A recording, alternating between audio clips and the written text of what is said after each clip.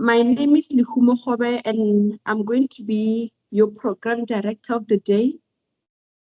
Without further ado, I would like to call Dr. Nodia. People, it's an honor for me to open this event today, the Girl, Boy, Child to Work. I would really want to say welcome to our program presenter, Ms. Kobe, and she will direct the program accordingly. Today, we also would like to welcome Ms. Tipale, who's going to actually state the purpose of the day, and Ms. Maboa, who will make how to make informed decisions about your career. Then we have a few speakers here that will tell you what it entails to have a specific career. For example, in journalism, Ms. Mukhale, laboratory technician, Dr. Setsedi, influencer, Ms. Manota, and then also media studies, Ms. Mgluli, and sound engineering, Mr. Mgluli, and also psychology, Mr. Makahane, a career in aviation, Ms. Khule, and you will also notice that we also have a career in drone pilot by Ms. Moraka. And I also want to state we have the Inhlanlio, I don't know how to pronounce it, that is actually driving the drone pilot. Please also from aviation, Ms. Kule, and then also from medicine, Dr. Bokaba. And then the vote of thanks will be done by Dr. Betswane. But the most important... Can you hear me? Can you hear me? Yes, I can hear you.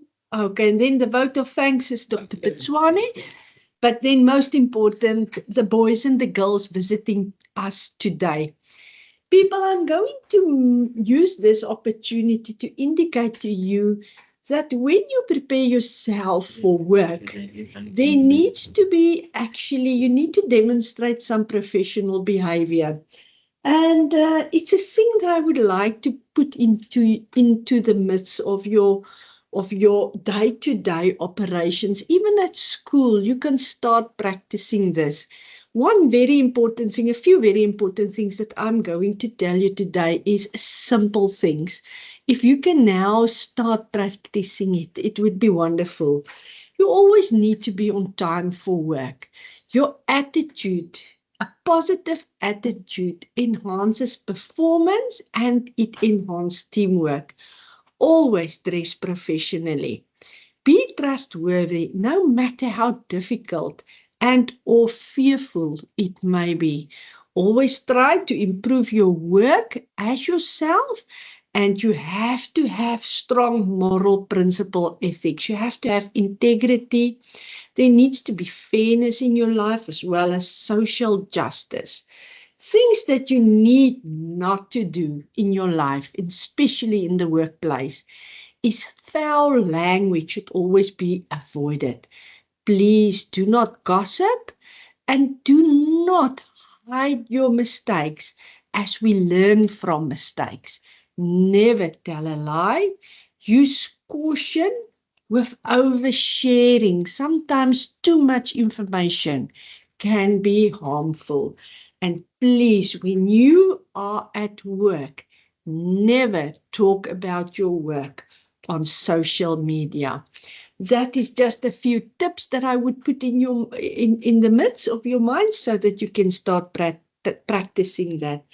Then for today, I also want to show to you how the pass rate, or what we call at the UNISA the throughput rate, this is when you get your qualification, actually differ from males and females. We do have here today boys as well as girls, but what these statistics means, you will see I have pulled the statistics from 2019 to 2023, and you will notice that there is about 150,000 more females than men. So the females is a lot more than the males. You will see in 2019, we had 232,000 females and 110,000 males. And then you will also see in 2020, more or less, 270 versus 120. You can see in 2021, it was a very good year for females, 255,000, and then only 107,000. And then also in 2022, it looks more or less the same than 2021, and then also for 2023. But if you look at the graduation totals, if we look at 2029, remember I said there were about 232,000 females and only 35,000 graduated. That means a graduation rate of 15% for females in 2019. And then if I look at the males, 110,000 males, and we only have 12% pass rate, only 13,292 graduated. So what I'm saying to you, and then in 2023, there was an increase. You will notice it's a 16.5% throughput for girls, and then for boys, a 13% throughput. So my challenge here today would be that our boys really take studying very, very urgent and important. And boys, the only way of succeeding is that you focus and you study and that you persevere and that you are diligently performing your academic duties. And from my side, I would really say to you, I hope that you will enjoy this day. I hope that it would be a life experience. I hope that the speakers, the wide range of speakers, will plant a seed today that the one thing that you will do is to excel in your life, because we all want to have careers that we like to do. I also want to say to you, be very cautious not to choose a career that maybe pays well. Choose a career that interests you and that you would like to do, even if the money is not good, because I can promise you today, if you choose something just because of money, you will be frustrated later on in your years. And from my side, thank you very much for attending. Now proceeding to know the purpose of the day by Ms. M. Dipale. She is our student counselor at Val campus. Ms. M. Dipale, the floor is yours. Without any waste of time, this is me, Masarame Dipale, a student counselor from Val.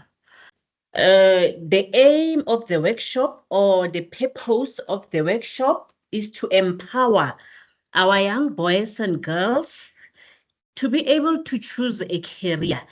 And let me emphasize that this program was started by SLC, but it was only meant for the young girls. So today at UNISA, we saw it necessary that we must break this thing of dividing and bring all the boys and girls in our platform so that we can educate them, we can empower them, we can expose them to different careers. We can, we can actually make them aware that, as DD has indicated, when you choose a career, you must have a passion. You shouldn't fall for the money and later on you regret. Hence, today we have called you, boys and girls, to show you that we have to break this bridge of inequality. We have to break this gap. Boys and girls are now equal, particularly since the dispensation, the coming in of democracy, we now know that the ceiling have been broken. We can choose a career that we like. That's why today we saw it as necessary to empower you so that you know that when you choose a career, what is it that is expected of you? And as I'm saying, since democracy, it is because the careers that were chosen before and today they are different. But what we would like to prepare you, boys and girls, is that you have a choice when you choose a career. You have a choice. You shouldn't listen to other people when they say, no, choose this one, don't choose this one. That's why we saw it necessary to empower you. Because when you are empowered, you can make very, very serious mistakes. Yes, because as I said to you, the world or the society that we live in is not static, it is forever changing, it is evolving. Then the careers which before we were taking them as very, very, very important, today things have changed. So boys and girls, enjoy yourself as you'll be listening to different speakers who will tell you that no matter being a girl, you can still be a pilot. No matter being a girl, you can still be a skipper and drive the ship. No matter being a girl, you can work in a construction field and give instructions to even male dominant workplaces. So boys and girls, enjoy yourself and know very well that this opportunity is meant for you. Not everybody has this kind of opportunity. Thank you for coming to spend the day with us, and thank you for experiencing the virtual professional workplace. You are going to see different careers that you learn from. Thank you so much. Right now, we are going to Miss Emma Boa, who is going to tell us about how to make an informed career decision. Miss Emma Boa is a student counselor in Johannesburg campus. As I've been introduced, my name is Mama Shumabua, and I'm a student counselor in Johannesburg, Gauteng region of UNISA. I am going to do a presentation on how to make an informed career decision. We are gathered here today to celebrate the boy and a girl child who will also be experiencing the world of work from where they are seated in terms of their level of education, just to get to understand when their parents or their family members saying they are going to work, what exactly are they doing at their workplaces? So, but then mine is just to guide you through on how to make an informed career decision based on the presentation outline or the things that I'm going to be discussing with you today. For example, career choice. What is career choice? Who takes part in the career choice, options available, importance of choosing a career, and what you need to consider in making an informed career decision. I believe that in many cases we get to confuse between what career is and what qualification is. So maybe from our virtual space, one of the learners can just, give me a description or a definition of what career is, and another one, just give us a definition of what a qualification is before I can actually elaborate onto this. A qualification is what you have studied for, and you have like something a master or a degree context. And a career is when it's something that you want to pursue or you want to pursue, like maybe like you have in a qualification, you have a qualification of medicine, and at the same time you want to be a pilot. in your career choice, and your qualification is in medicine. Okay. All Thank right. you. Thank you so much. Anyone else for trying? I believe a career is something, a job field that you go into, whereas a qualification is what you study for. You get study for your career. Thank you so much. Thank you. All the answers are correct. And I believe the last speaker just actually gave an idea of what the first speaker, Buhle, said. Because Buhle mentioned a qualification as being studied medicine and then being a pilot as a career. So what is being explained thorough here is just that the career, of course, it's the job that you are going to be doing for a certain period in your life, whereas the qualification prepares you for that particular job. So this is what our presentation for today will be on, and on the things that you also need to consider for you to make such a career, an informed career decision in order for you to study for the right qualification. Before we go any further, we also need to check, or maybe, just to discuss who really needs to take part in one's career planning. You as a learner, the teachers, the parents, and the society in and around you. What is your responsibility as a learner in your career choice? Is this something that your teacher has to do for you, or your parents have to do for you, or maybe the society also dictates what you need to do? But in all essence, what is important for one to realize is that it is indeed the responsibility of the learner. Why is it the responsibility of the learner? You are sitting here, you understand exactly the kind of a person you are. You know your skills, you know your potential, you know your passion, and the things that you like. So when all of that is being combined into one, you are able to say, okay, if I'm this kind of a person, if I like this kind of things, then this is the career that I can actually choose. But what is the responsibility of the teacher in making sure that whatever the career that you choose align well with what you need to do or with what you want to do? Let's say, for example, you want to study medicine. I'll give medicine as an example because it has already been mentioned. You want to study medicine, and this is your passion. You like it. You've researched about it and everything in between.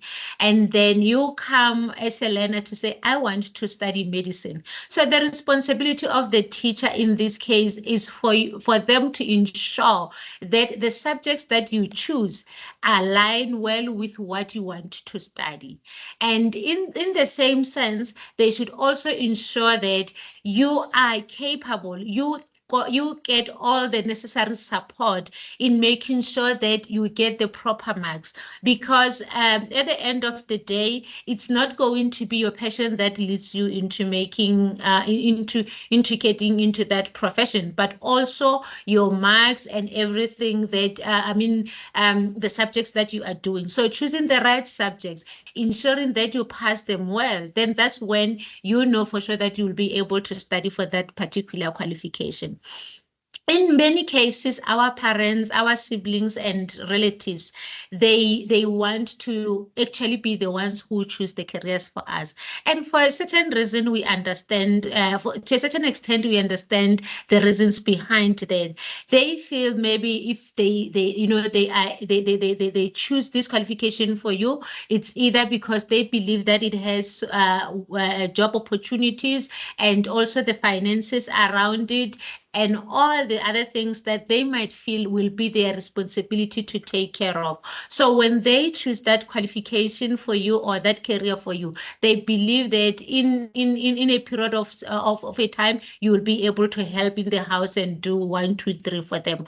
But they forget that it also requires you to be in love with what you want to do. So in this case, the parents somewhere somehow, or the relatives somewhere somehow miss it to say, okay, we understand that you want to be a nurse, for example, but we want you, Tina, as the family, we want you to be a teacher. Why a teacher? Because look at so and so. She's been a teacher and she's doing so well. Look at so and so. She's been doing this and that, and you know they have built this big house for his family. And if you do this qualification, you might not be able to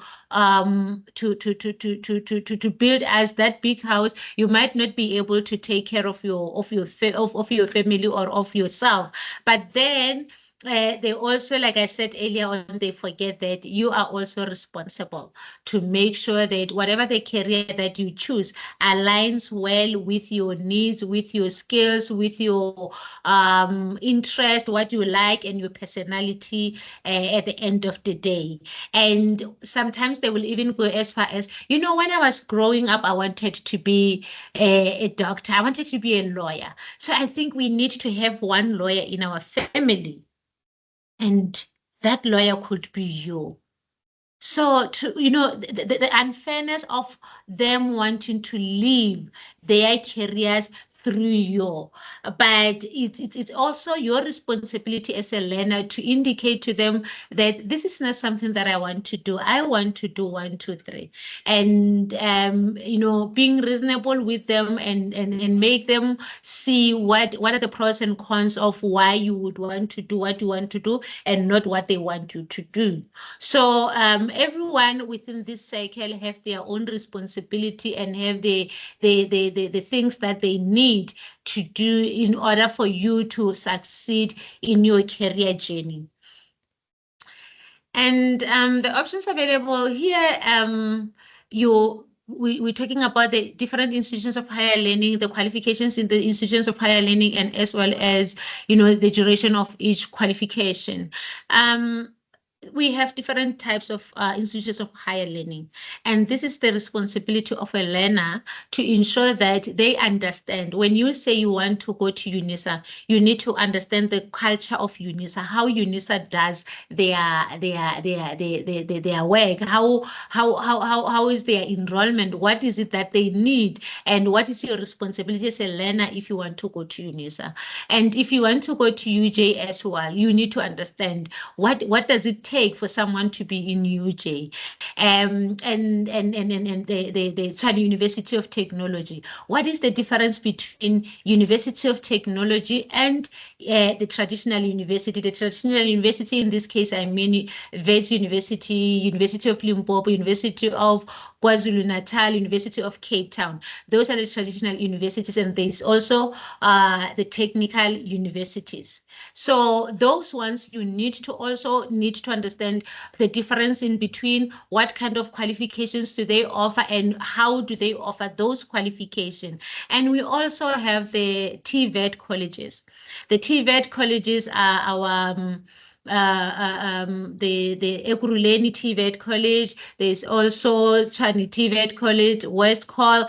Those ones, you need to understand what they do and the admission requirements. And as well, I have seen in many cases that there will be students who go to the TVET colleges and do their NATED courses. So after they have done the NATED courses and they get their NATED diploma, they come to the university and want to further their studies. This is one of the things that you need to also be aware of, to say, am I going to be able, if I do HR at a TVET college, will I be able to do my postgraduate qualification at the traditional university or at the technical university, so that, if you are that academic, you know that your journey doesn't stop at a certain level and then you can continue. And how you continue it's also important, because it's also very sad when someone has a qualification and come to a university and we have to tell them that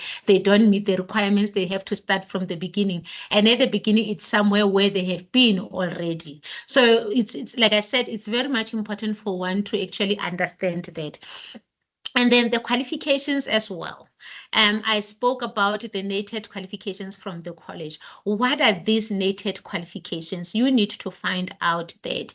And you come to the university, then they tell you about the higher certificate. What is a higher certificate? What is a diploma? What is a degree? At this point, your certificate, when you pass your matric, it actually indicates what you qualify for. If you qualify for higher certificate, it will indicate like that to say you qualify for higher certificate. So there are institutions that will offer that higher certificate for you to be able to go into the higher qualification, which will be your diploma or a degree.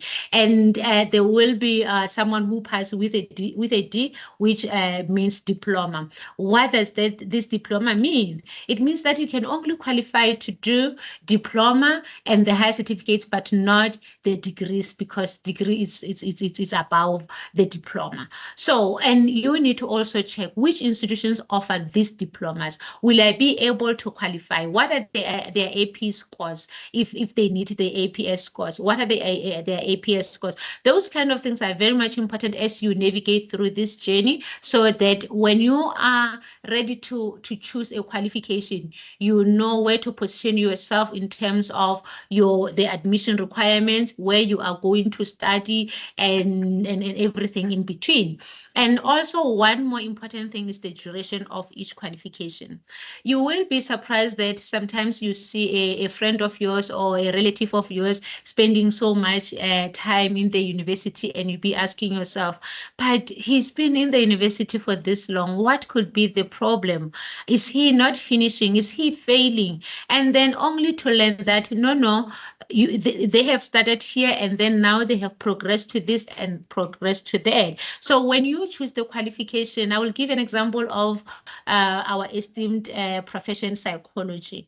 Some students will go into the profession not knowing exactly what it entails, and only to find out that after you have completed your junior qualification, your degree, you need to do your honors and do your masters. And all of those add to a certain years, because sometimes you do your honors for 2 years and then your masters for 3 more years. That will amount to close to 5 to 8 years of your studies. And you'd be like, am I doing medicine here? No, you're just doing psychology, but this is the profession. I mean, this is the process that you need to take in order for you to become a registered psychologist. So these are the little things that are hidden somewhere in between, but learners are not aware of. So you just need to make that research. Once you opt for a certain qualification, if you say you want to do pilot, you need to find all the little details in between. What does it, where can I study this? What does it require? How many years am I going to do it? Is there any registration that I'm going to affiliate with after completing it? And are there any trainings after this, in service training or some things like that? So you need to find all of that information before you navigate into the profession, and also prepare your family and whoever that will be taking care of you financially, emotionally, and otherwise. Why is it important for you to make or to plan for a career? You know, the learner from Florida earlier on said, a career, it's a job that you are going to make. So for you to be able to, to be doing through a specific time in your life. So for you to be able to enjoy that job, you need to choose the right qualification. That's one of the most important things. But also it helps you to set up your goals.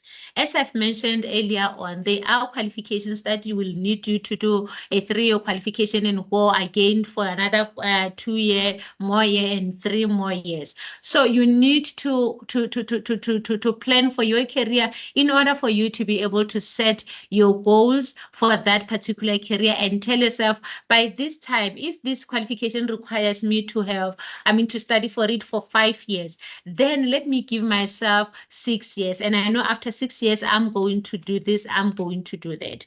And then it also gives you peace of mind because you will know that you are doing something that you love and that you can relate to.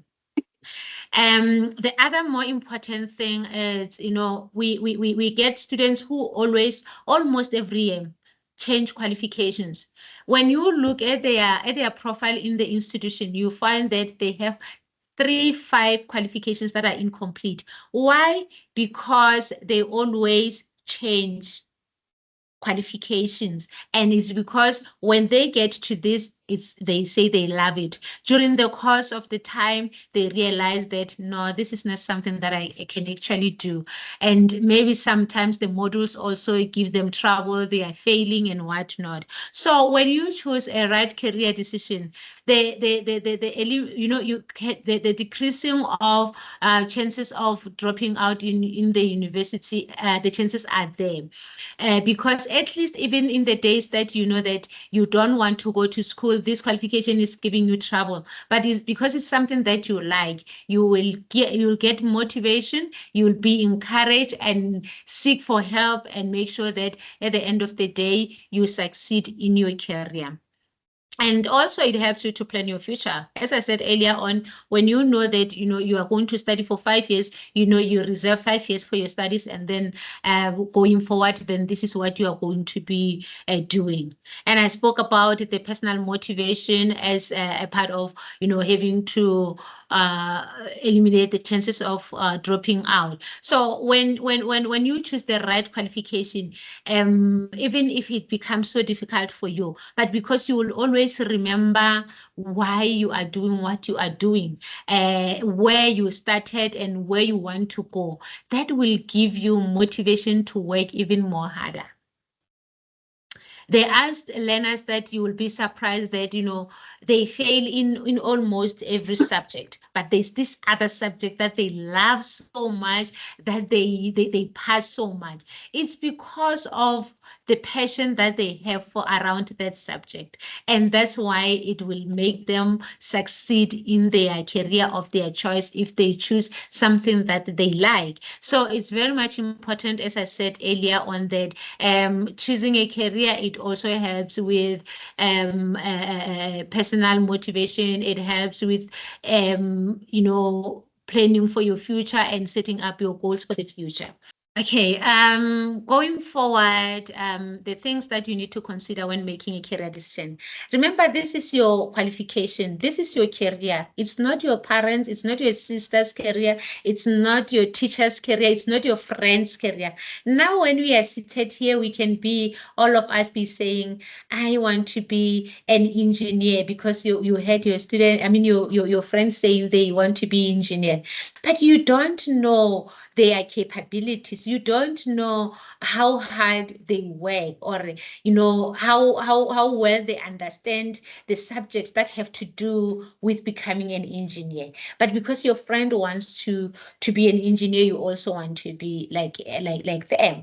And your personality as well.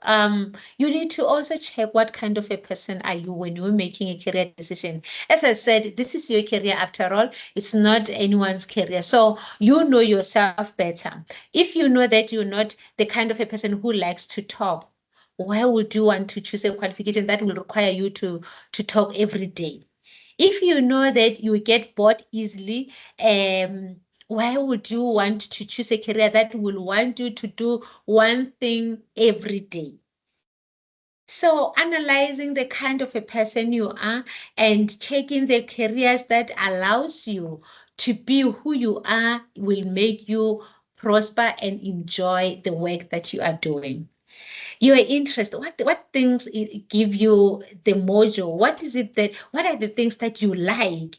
You need to also check that when you're making a career decision. You can't be someone who doesn't love seeing blood or like seeing blood and want to be a nurse. You are going to be confronted with seeing blood every day when you are a nurse or a paramedic. But now because your friend wants to do nursing, then you also go there, knowing for sure that blood, scare you.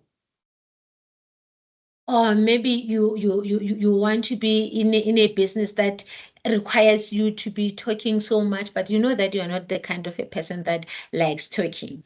So those are the things that you need to look at. And the values as well. What are things that you value? If you value Christianity, then you need to check what is it that I can do that, will align well with my personality, interest, and my Christianity as well. The subjects that you are doing.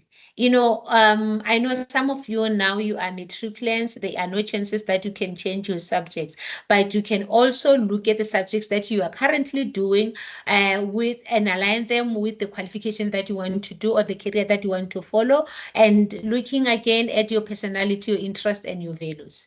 If you know that, you have tried, maybe you might try to do all of this and you are still failing, UNISA is actually open to take you through the journey into getting into a qualification or a career that you like.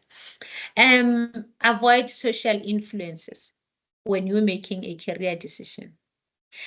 Some can be good influences whereby you look at this person and you be like, since I was young, I've been looking at this person. They dress so well when they go to work. They drive this nice car. They stay in this beautiful house. And maybe I just need to go and check with them. What kind of a job are they doing?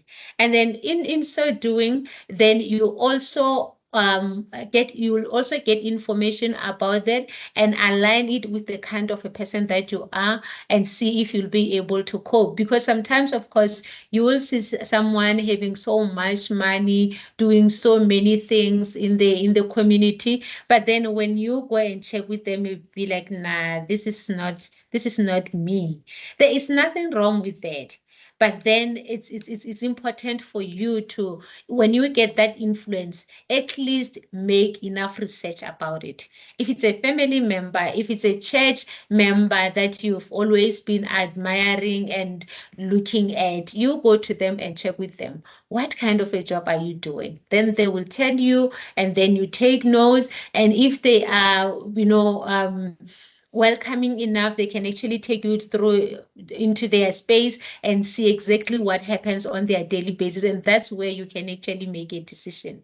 And then the issues of finances and employability. On the financial background, I mean, when you say, of course, sometimes we become so ambitious into wanting to do certain things in our lives, but then we also need to be considerate of our financial background, where we are coming from. Will our families be able to pay for the fees that of the qualifications that we want to study? Do we qualify for any financial assistance in the institutions, or so when you make that career decision, also when you want to travel to Cape Town to study for engineering, ask yourself that, don't we have engineering schools around Gauteng where I can do it for the sake of your family's financial background? But of course, if you are able to afford, or you get yourself a scholarship or anything, you can go wherever that you want to go. And then the employability. No one wants to study for a qualification that will end up not generating income for them. As much as we understand the state of our affairs in our country right now, the unemployment rate and everything, but also you need to check, if you are doing this qualification, if government doesn't employ you, if anyone doesn't employ you, will you be able to employ yourself? Will you be able to start something, some business with that qualification and take it from there? So and how broad or how small your qualification or your career can be, how limiting, how narrow it is. Does it limit you, or can it actually get so broad that you do different things in the same qualification or in the same career? Then you do that, and then when you make that research, combine everything together, check the institution, and eventually make that decision to say, okay, now I am ready. I am actually ready. I'm going to study for accounting at the University of Johannesburg, because this is where I know I'll be able to cope, something like that. Some more important information that you need to also look into is the requirements for some qualifications. There are qualifications that you can do them for a certain period, but then they also need you to go further in other things or register with professional boards and some things like that. So you need to make that research. And then sometimes it's very much also important to actually, if you are interested in a certain qualification and you know someone around that do the same job, you can just go to them for career guidance, check with them what is it that you need to do for you to be successful in that career. And then also make as much research about bursaries as possible. One thing that we always miss as learners in this is that, you will attend the outreaches, you'll attend the career fairs, the career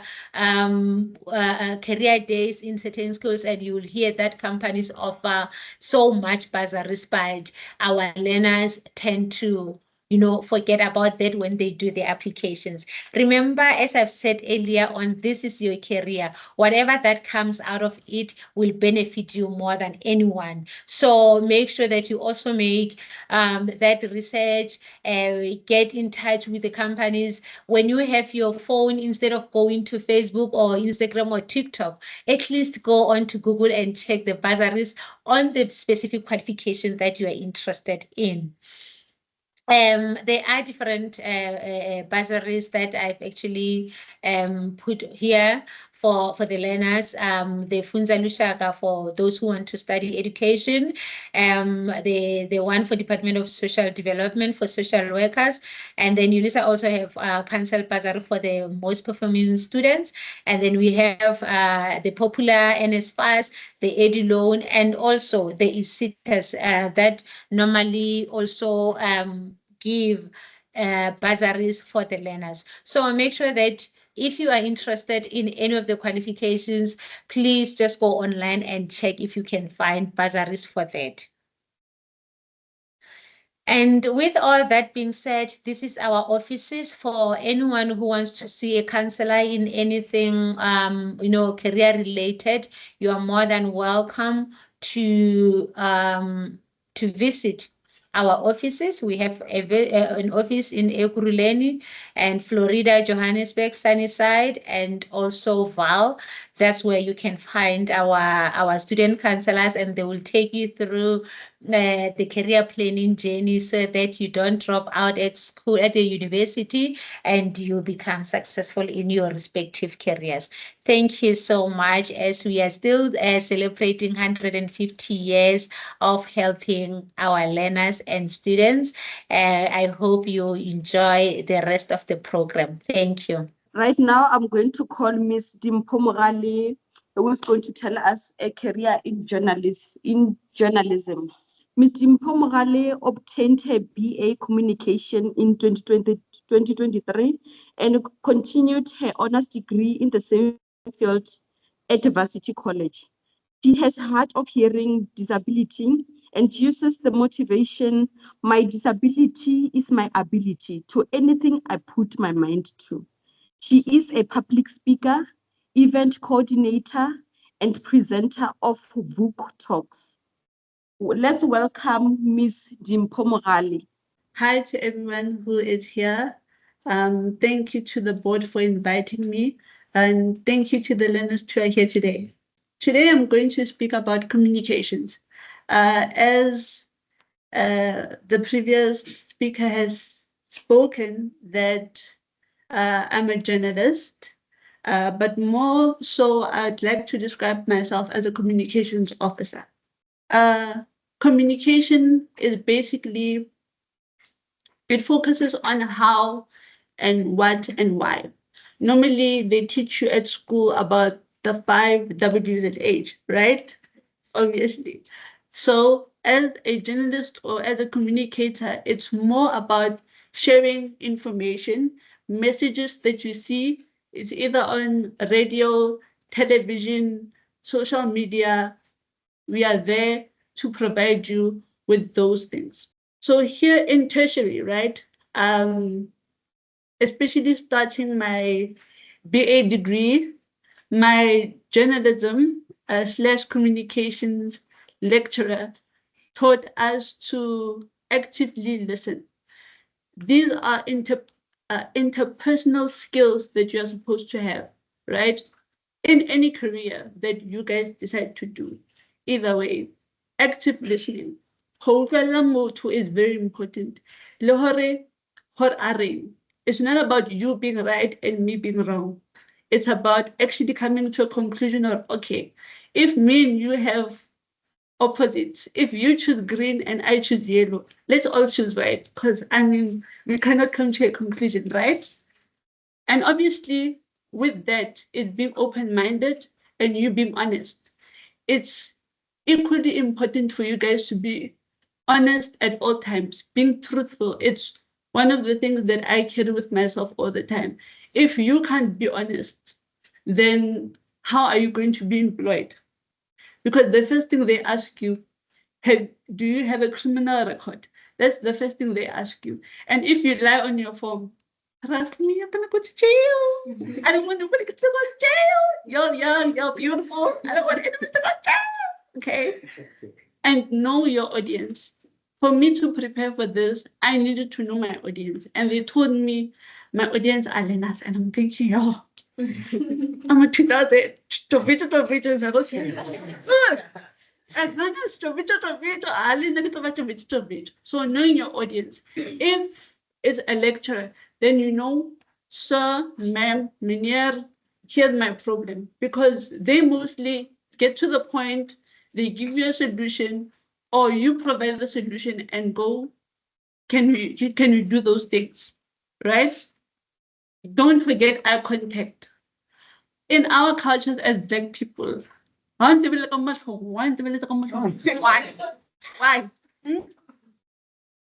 And in another culture, maybe like in the white community, for example, look at me in the eyes, because I want to see your eyes if you're lying, you know? In other cultures, maybe you moderate in between. You look me in the eye, you look down. You look me in the eye, you look down. So it's very important for you to remember that. Be mindful of your body language. Body language speaks volumes. Like I say here, action speaks louder than words. If you are going to do one thing and say another thing, I'm like, if you're sitting now in an interview and I ask you what's making you nervous? What's making you nervous? You haven't seen it in the eyes of first things first. Yes. And the whole interview as a whole.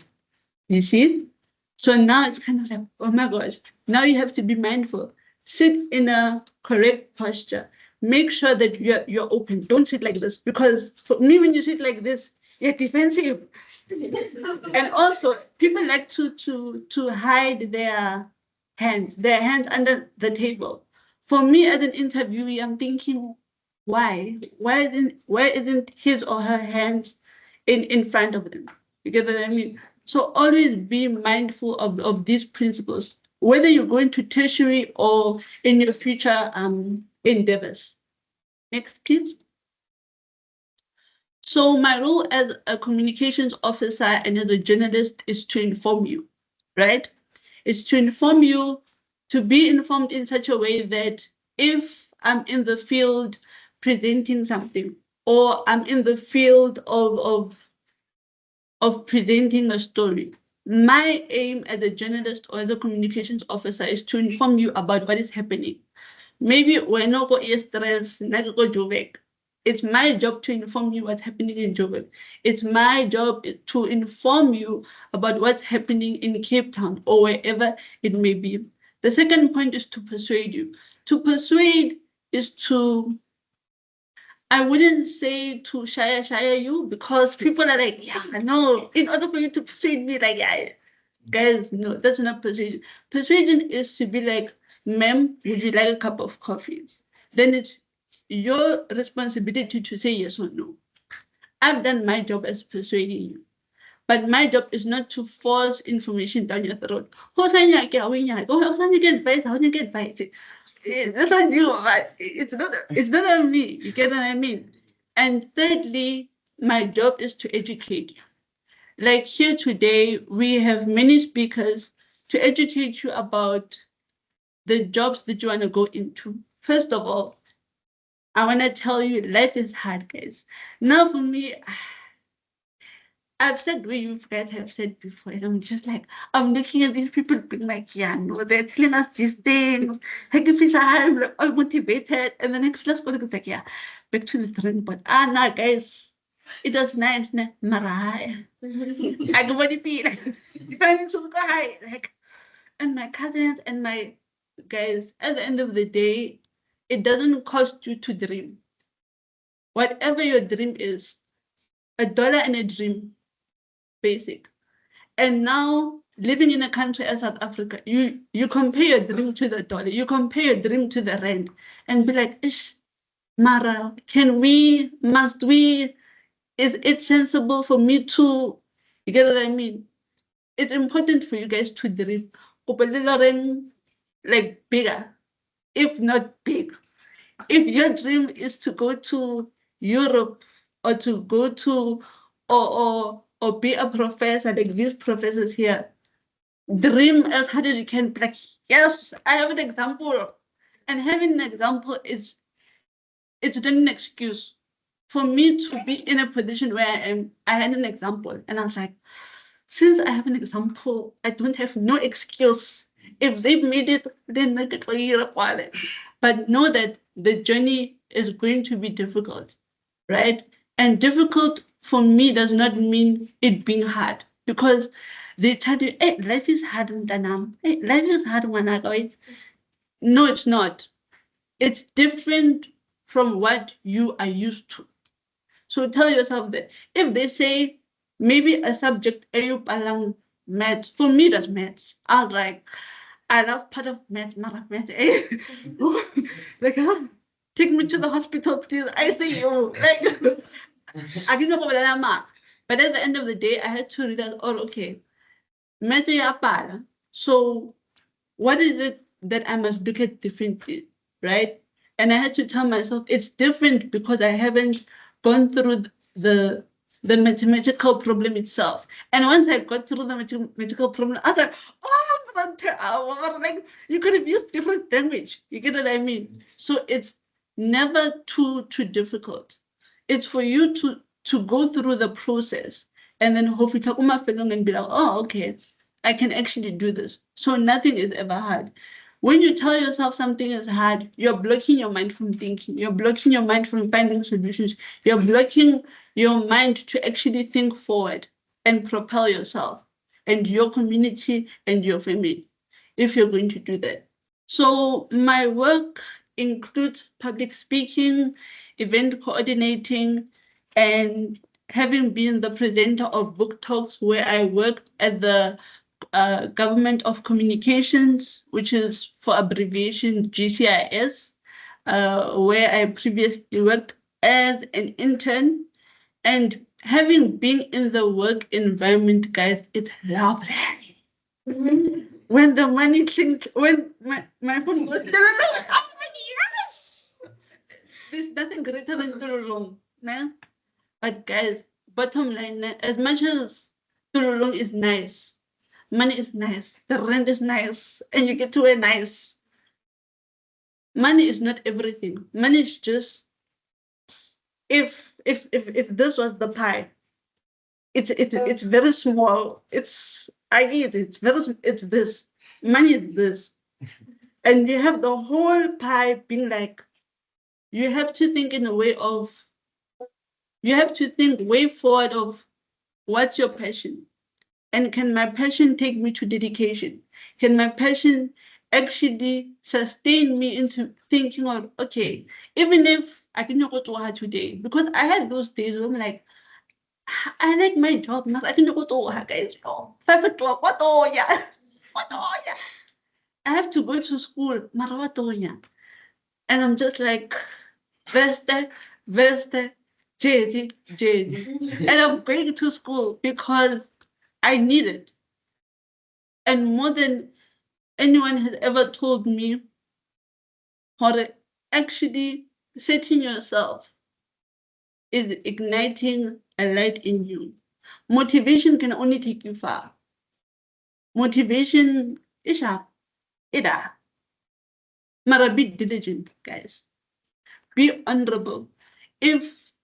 And it's also okay to change your mind. That's one thing they've never taught me at school. It's okay to change your mind and be like, you know, I thought of becoming like engineer.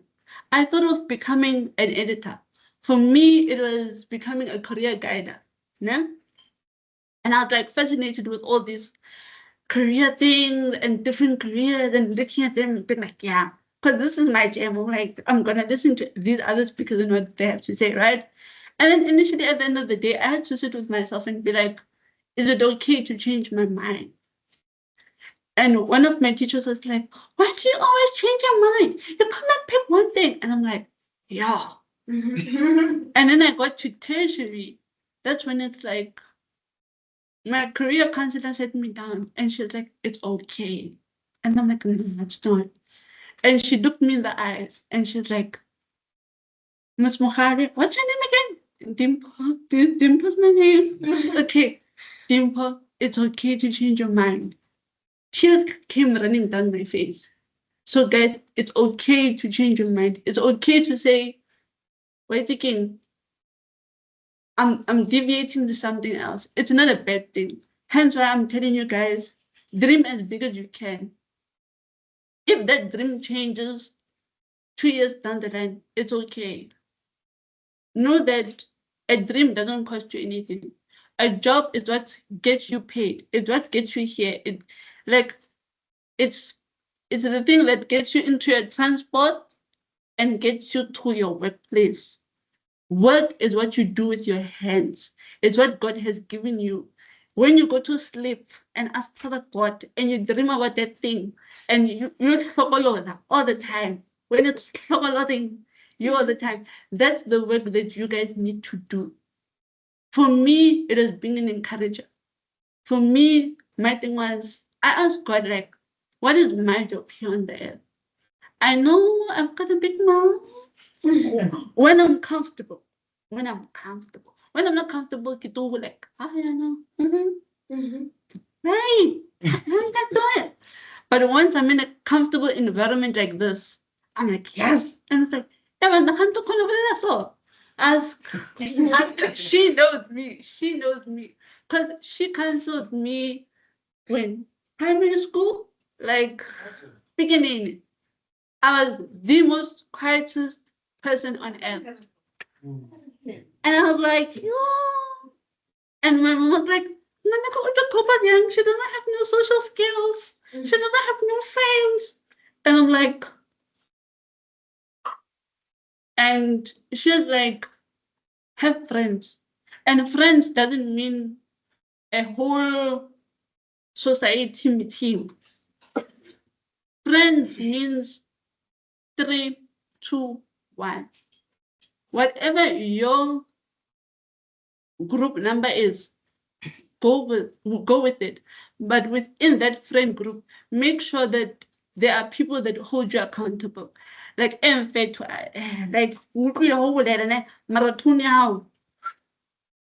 bring it down. If people cannot encourage you within your friend group to achieve whatever it is, Bona, Ntana, ciao. But for me, I'm gone. You get what I mean? And it's okay to lose friends. Like I've been through a friend heartbreak before. And I yelled and I shouted and I was like, yo, Father God, like, Papa Sangrata, this is the end of the world. And it's okay to lose friends. It's okay to lose someone that you're close to. It's okay to not have resources.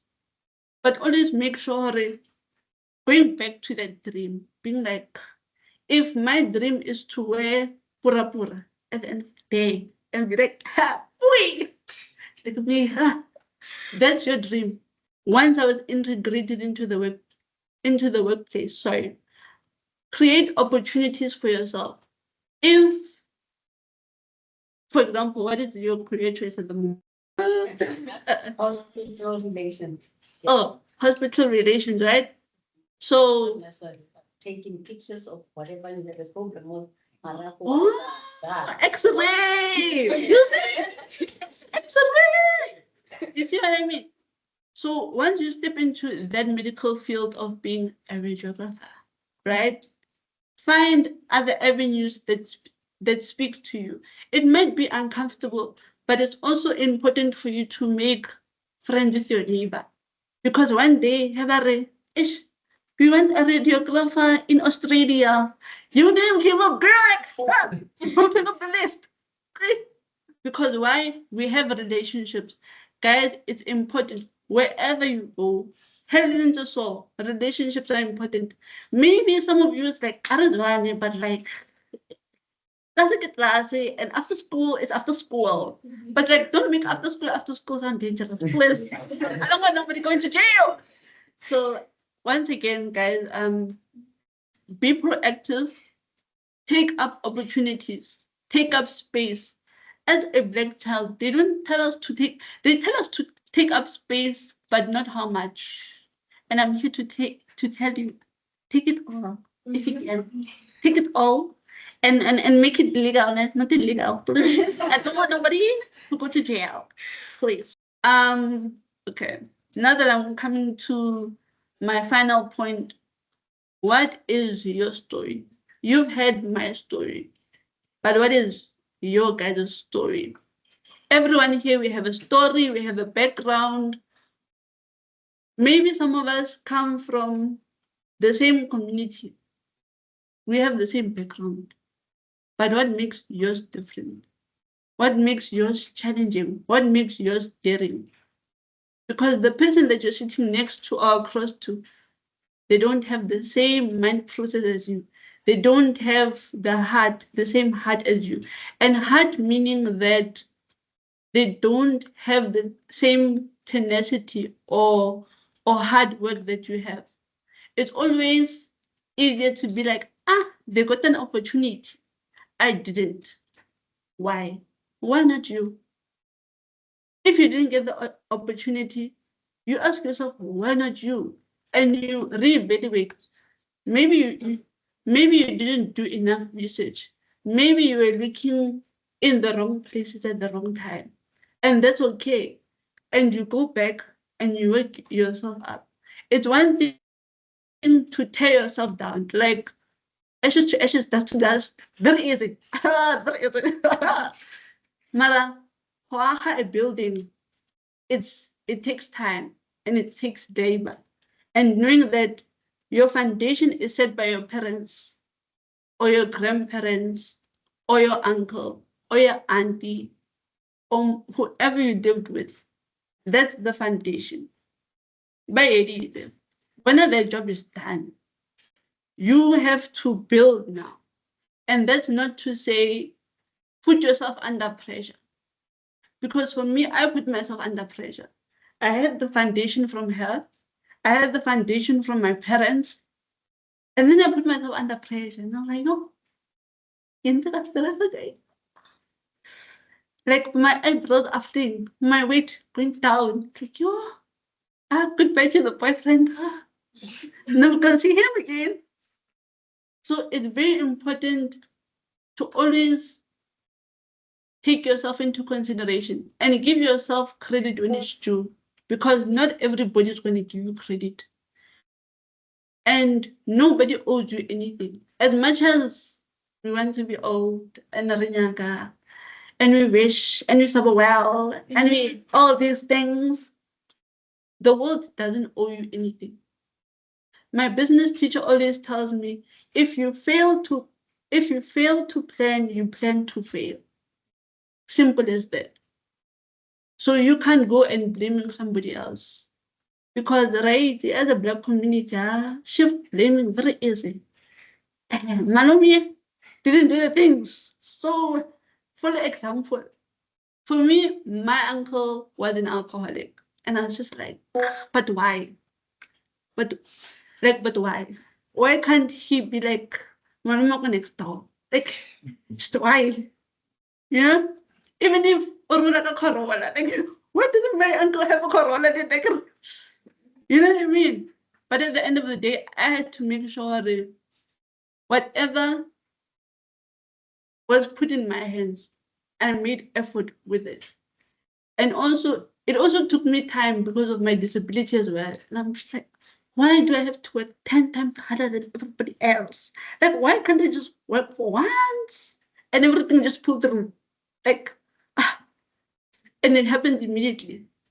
Life's process doesn't happen immediately. It takes time. But then when you get there, it's not about you getting there. It's about you enjoying the journey through it all. As much as we lose relationships along the way, as long as we have that hope within us to say, okay, if I can do it, you can do it. If I put myself in such a way of diligency, Lena, you get what I mean? Because dedication and diligence will pull you far more than motivation. Motivation for me is just fire. Fire flames out, done. And then what? Because our teachers, as much as they can pour into us and tell us, life is near Kidori. Or it's near Papan place. You're like, but can't I enjoy my Papan place just once, please? It's a meal. Plus, we can't at the end of the day. But at the end of the day, you have to remember what is your story. Because once you get out of school and you take off the blazer, the jersey, the tie, what is left of you? Because this is one journey. This is one part of you. 1 year from now, 5 years from now, 10 years from now, what are we going to say about you? You get what I mean? And it's for you to write that story in your book, whatever your book may be, whether it's tablet, whether it's padded paper, whether it's over at the end of the day, when we lie and take that last breath, what is going to be said about us? As for me, still a long way to go, I'm not going to lie. I still have big dreams. And it is what it is, right? And also, remembering that your else is not a loss, but it's a lesson. And if you don't prepare yourself in life, you cannot communicate. You will not be able to communicate.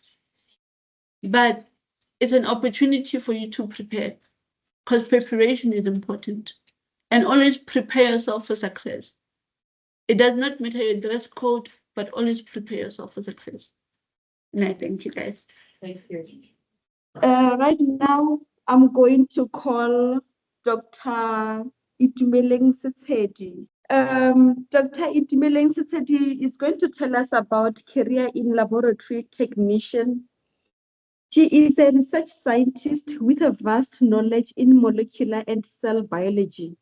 She moved her attention towards indigenous knowledge system, focused drugs discovery targeting malaria. Currently, Dr. Setsedi is a co-founder of a transitional TB drug discovery research group. Dr. Setsedi, thank you for your time. You may proceed. You're welcome, and thank you so much for the invitation.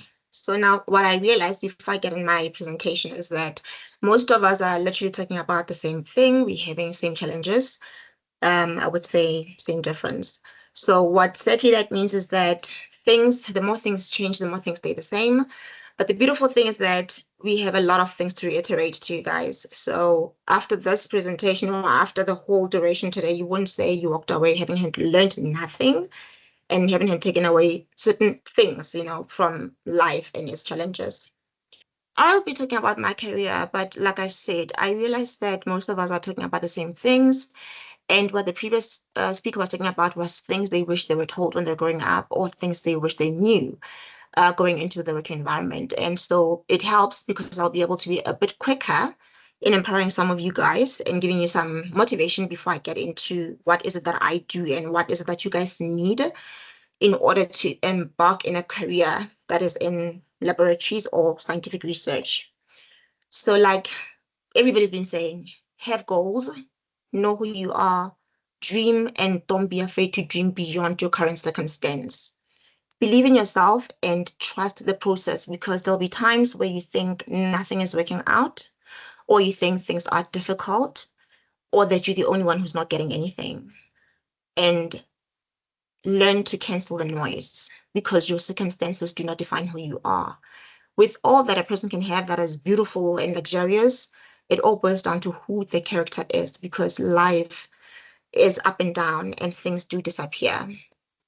So if you guys take anything or nothing from this presentation, I would like for you to focus on this slide and the next one. Learn to build networks. And by building networks, guys, it is not your friend that you walk around with. It is not your neighbor, your uncle, because those are literally the people that will throw you under the bus when you really need them. So we build communities in a different way now, because it's not like when we used to get out and play. Now we are on the phone, we are on social media, we interact in different ways. But try to communicate a lot more and open and honest, because a lot of people aren't honest out there. And I find that that's how you actually get to receive or open your doors to opportunities. When you have the courage to speak to people that you thought you shouldn't be talking to, that's how they pinpoint and you get to open your doors. And those are the interactions that one day when you need them in life, they will be there to help you regardless of where they are in the world or where you are in the world. So make the effort to keep your bonds closer. However, eliminate that which does not work for you. And there is nothing wrong with being selfish about yourself, your time. Because if you do not benefit anything when you walk away from that conversation, it was not worth it. Time is too short and time flies. And we realize ultimately it becomes about our work and our family lives. So respect, respect, respect wherever you go. And do not lose that notion that we are all human. So collaboration is important, guys. And nowadays we have us going, oh, I have my phone in my hand and that means I know everything. I don't need anybody. No. Wisdom comes in knowing that you know nothing. It comes in knowing that you learn every single day from that particular person that you never thought would know better than you. So I would say ask questions about your studies, about what you want to do, identify a mentor. If you can't speak to them, which is often the case for us, most people that are successful have podcasts, they have audiobooks. Listen to that. Learn to consume knowledge and information that is not in the field of focus, because that is what builds you as a person. At the end of the day, you need all that information. Discuss, exchange ideas, but always keep your cards to yourself. That is a skill that you will need even in the workplace. Now, community. When I'm talking about community, guys, I'm not talking about that like that you get, that, oh, I love your picture, but there's 100 filters on it and it's not real and it's not you. And the previous speaker spoke about positive affirmations. Then she was like, it's like fire, but it ends. But you still need not positive affirmations from yourself. You need a co-dreamer. You need somebody who believes that you can do it, even though they know nothing about what you're talking about. Even they don't know how you're going to get there, but they believe that you can do it. And there's one thing that I would say, never lose, be charitable, because that will teach you how to be humble and always know that you are better off than somebody else, and there's always somebody who needs your help. So humble yourself, respect yourself, and do not live in the state of position where you are and see yourself as better whenever you succeed. So going to the next slide. Guys, I said if you take anything, it's the previous slide and this slide. Now, this is what I wish I was taught. Okay, so I was brought up by a single parent who was literally fearing every day that she will drop dead and her 2 daughters will have nowhere to go and everybody will come taking the money. So from that, I learned a lot, but it's sad that I had to learn it that way. You know, when a parent teaches you every single day, there's a reminder, you said, what's this policy? What's it for? If I die, where do you go? Who do you call? So learn to manage your money and learn your money personality. This goes for anything in life. It will prepare you for that first salary. I get you heard, that catching, that notification when it comes in, you get so excited. Learn your money personality so that you can be able to call yourself to order, that you do the right thing. Take care of the cents before you look at the rents, because when you take care of the cents, the rents, you wouldn't need to look at them. If you can't manage a 10 rents for a week, you won't be able to manage 1 million rents or 30,000 as a salary. You will end up going, I blew it.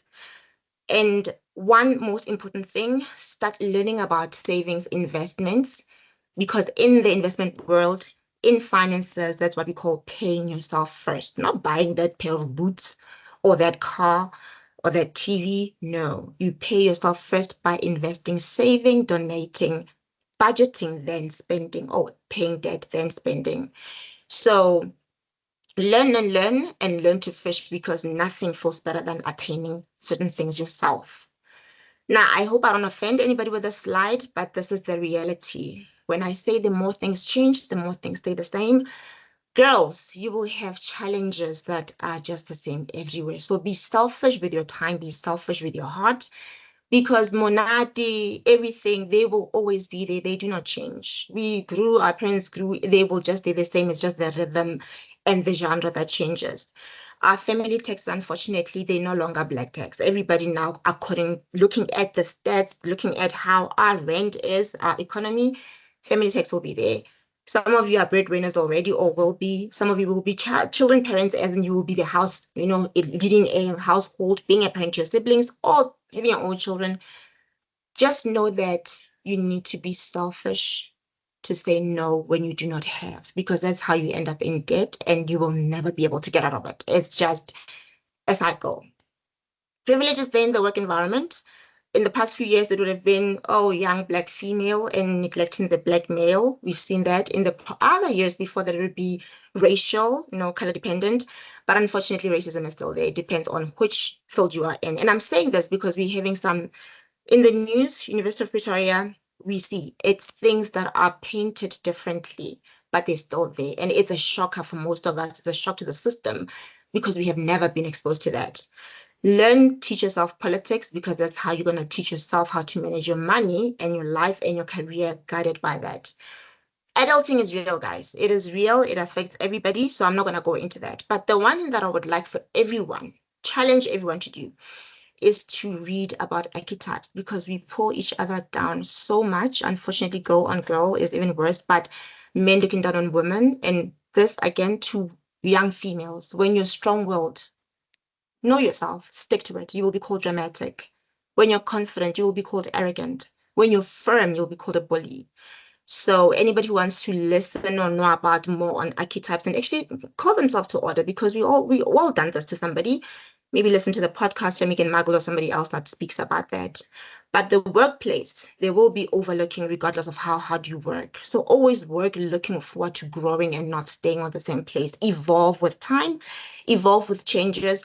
Don't just get that degree, that diploma and say, I got a job and you're sitting there. Be diverse.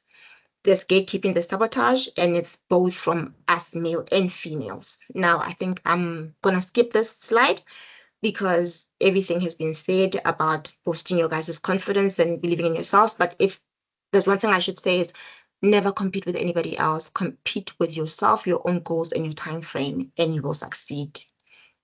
Now, getting into the career, this is the last slide.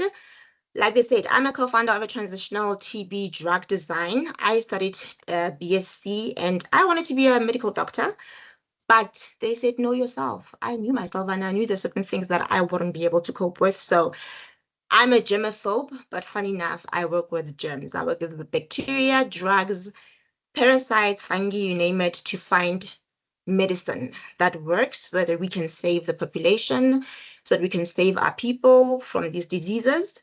So I do drug designing, and we have recently moved into AI. Like the opening speaker said, technology is changing, times are changing. Those jobs are no longer the same, and when they are, certain things are coming in to make them, move in a different direction. So we're looking into machine learning. Then we check efficacy. Do our drugs work? And if they do, how do they affect the structure of the body? Are they toxic? Do they kill? And if so, how do we mitigate it? There's mentoring there, there's student supervision, postdoc, MSCs, PhD, even personal guidance. Like the previous speaker, Arishi, talks a lot. I guess we from the same side, because I talk a lot and I find myself having to be a psychologist to a lot of people, but it comes with a character, it comes with the environment. But I love people and I love talking. Subject that I did, it's a long time ago, guys. I did your maths, biology, but you would know what you guys did in order to see the stream that you go into. Picture that back there, that's my collaborator. Yes, I got permission to use the picture. And because we take a child to work, no longer a girl child, that is my son. With this work, you have to know that you work hard, you work on weekends, and sometimes your work becomes your children's playground. And so he wants to be a science, not a scientist, but a science like mama. We'll work on that, but we encourage the little ones, teach and motivate. Do not be impatient. And so guys, by that, I mean, be the change you want to see in the world because you are the future and change begins with you. And that is it from me. Thank you very much for your concentration, listening, the time. The next speaker that I'm going to call is Miss Honze Manota. She is an influencer. She is a co-founder of the Motivator Foundation, and she is also Miss Influence 2024 brand ambassador. Good day, everyone. My name is Honze Manota from a small village called Pake in Mpumalanga. I'm sending my apologies for not, being able to attend the event, but here's a message for you. So I'm very honored and grateful to be chosen as a public speaker of the day on this, beautiful event. I believe that you are all high school candidates, right? So you must be grateful and appreciate the moment or the phase that you are in life, because some wish to reach at that point, some got to them very early. So my word to you is that be grateful for the opportunities and the phase that you are in right now. Well, I'm only 21 years old, but I'm a Now I'm going to call upon Mrs. Mashinum Mdluli, who is going to tell us about a career in media studies, a bulletin writer. So I'm going to tell you a little bio about Mrs. Mashinum Mdluli. Mrs. Mashinum Mdluli obtained her BA Media Studies in 2013 at the University of Limpopo. From 2014 to 2015, she was an intern journalist at SABC as a current show producer for Thobela FM Tlhokwala Tsela. From 2015 to 2021, she was a bulletin writer, freelance as a news presenter, translating and compiling news. She is currently a senior bulletin writer at SABC with holistic knowledge in scripting and presenting news. I would like to take this time to thank you for giving me this opportunity to be able to share with you my journey in the media industry. Before I start, I would like to tell you a story about myself. I'm a girl who was born in a dusty village in the province of Limpopo. As we all know that it is considered as a rural province. And you can imagine how rural that dusty village is. So from there on, I was raised by my grandparents and also my aunt who I call mom. My mom passed on when I was 3 years old. And yeah, most people didn't think that someone like me from that dusty village could reach where I am today. And also that if I didn't have the goals, the passion to pursue what I want to be in life, I wouldn't have been here. I moved from the dusty village to a township. We all know how townships are in South Africa. There are a lot of bad things happening there that can derail someone in life. But I fought to be something in life, passed my matric with bachelor's admission and got to university, studied my degree in record time. Me telling you in the story, I am not bragging. I just want to show you that nothing is impossible if you are determined to be something in life. Your background, it doesn't define your future. You are the engineer of your life. You are the engineer of your future. Your future, they normally say it's in your hand.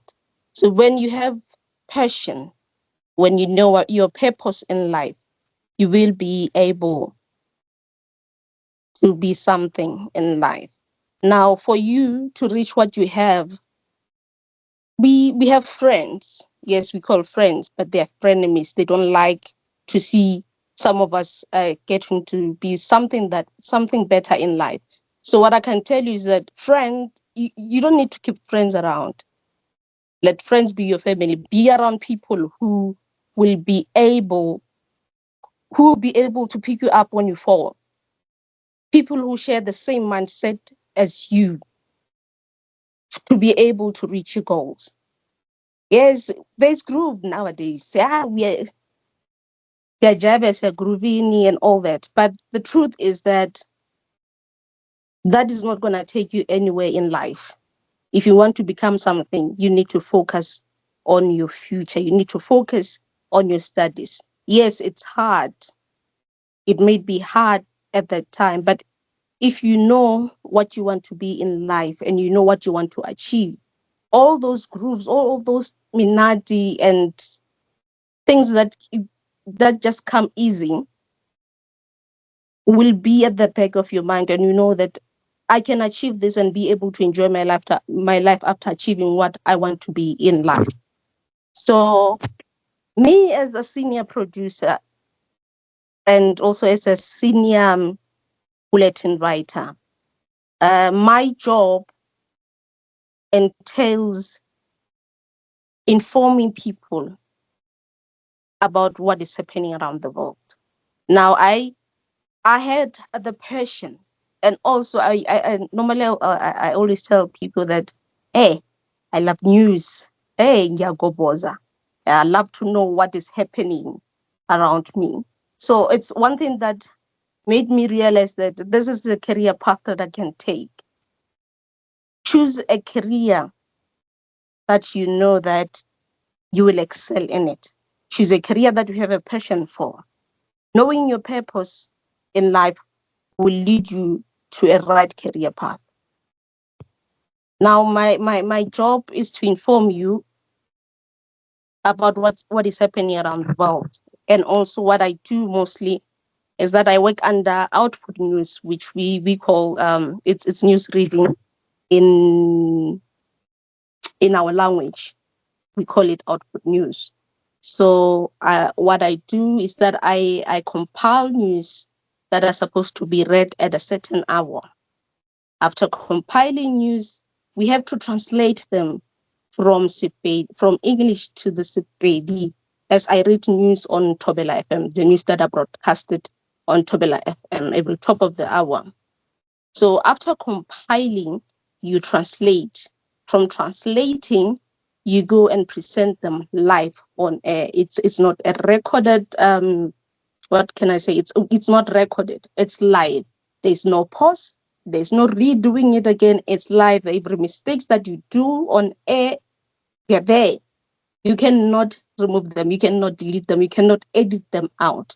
Another thing that I do as a senior bulletin writer, it also includes making sure that the right language requirements are adhered to. We have a lot of slangs these days, but when you're going on air, it's a formal thing. There's no laughing, there's no using slangs. The right language must be used when you go present the news. Another thing is that you need, I have to monitor my juniors every now and then to make sure that everything that goes on air is newsworthy. Everything that goes on air is what interests the public or the nation, something that someone would like to know about. So when you see people, the journalists on TV or the news readers on TV, just know that it's our job. Sometimes I'm in the background as a producer to make sure that every show that goes on air, every show that needs to be on air at this time goes smoothly. It's my job to monitor everything that goes on air. Now, what I'm saying is that for you to be in this industry, you need to study a course in media studies.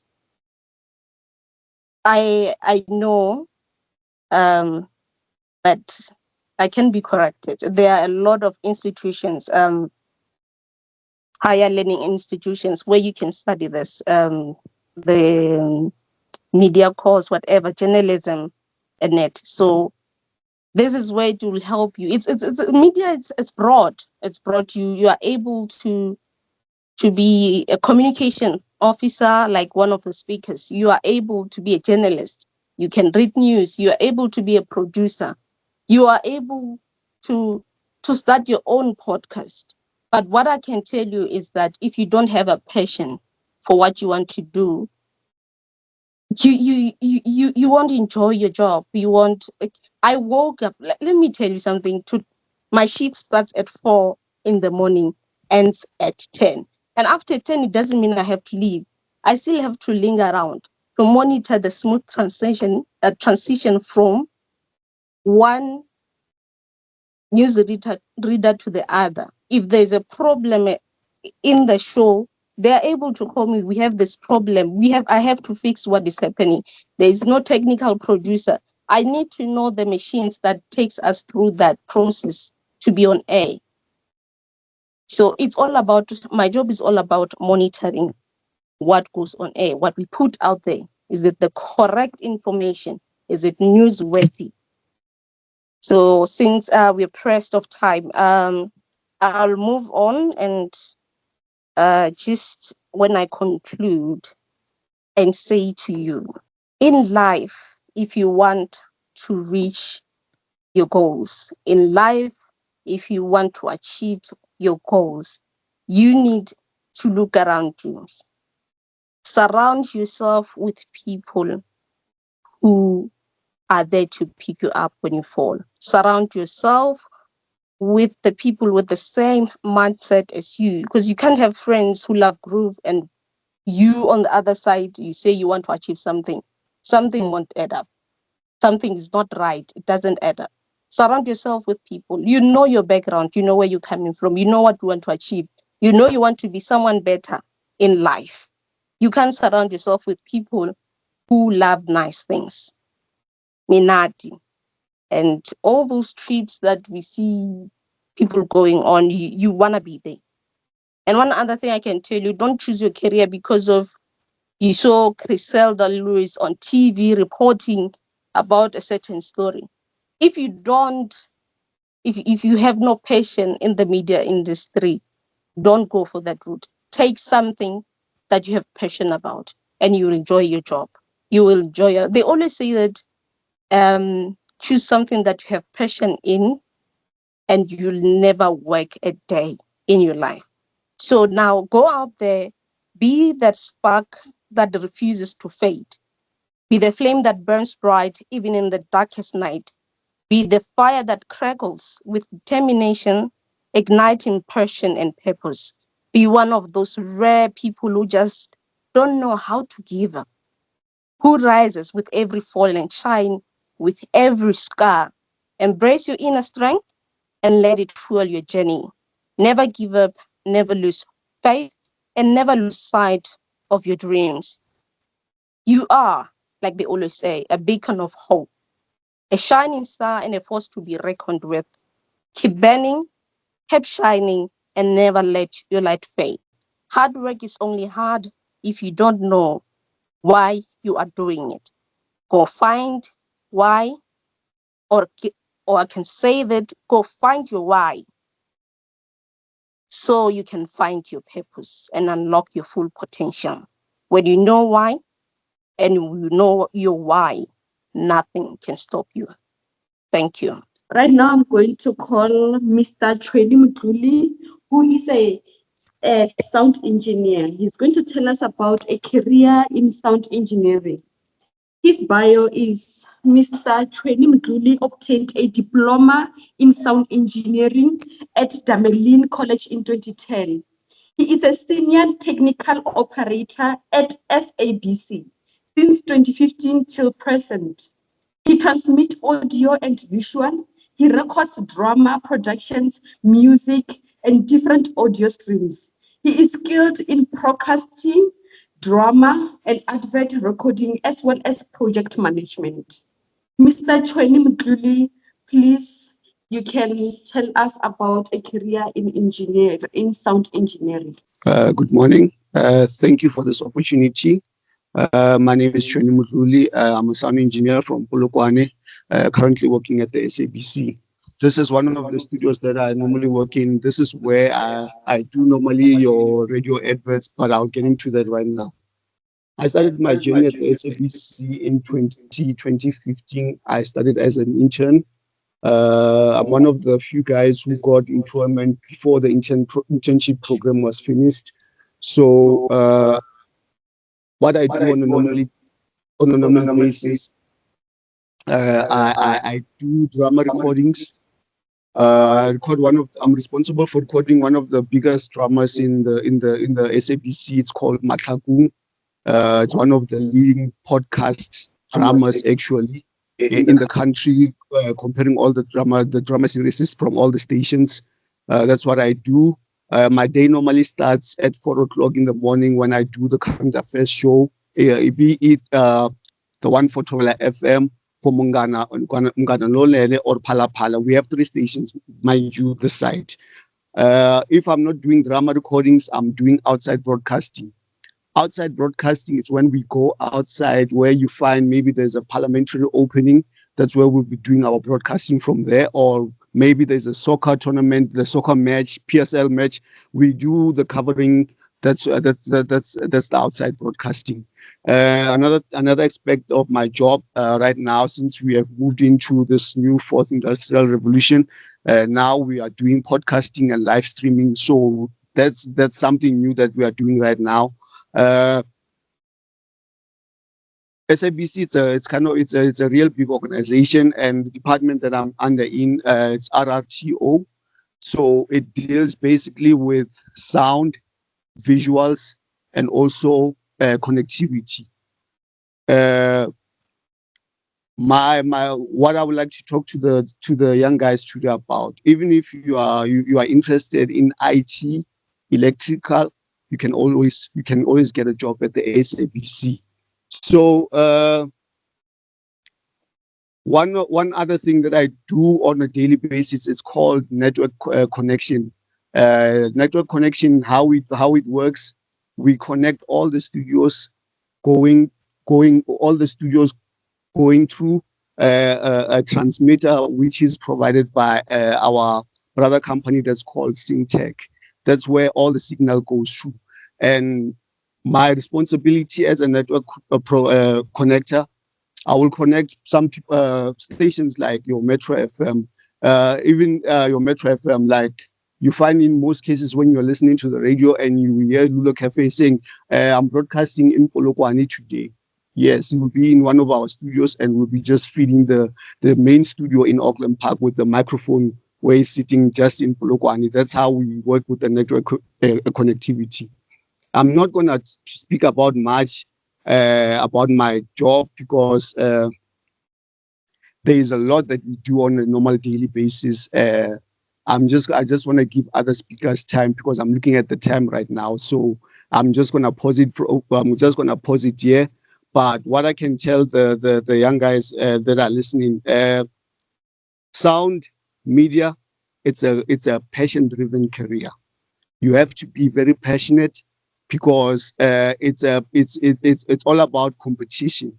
So if you are not passionate about it, you will give up very easily. So with me, after completing my diploma at Demlin in 2010, I for 5 years couldn't get employment.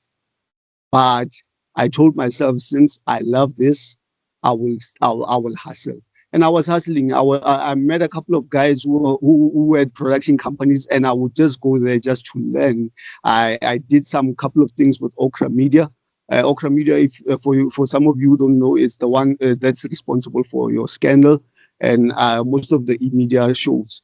So you have to be passionate. You have to love what you do. That's my parting words for the day. Thank you for the opportunity.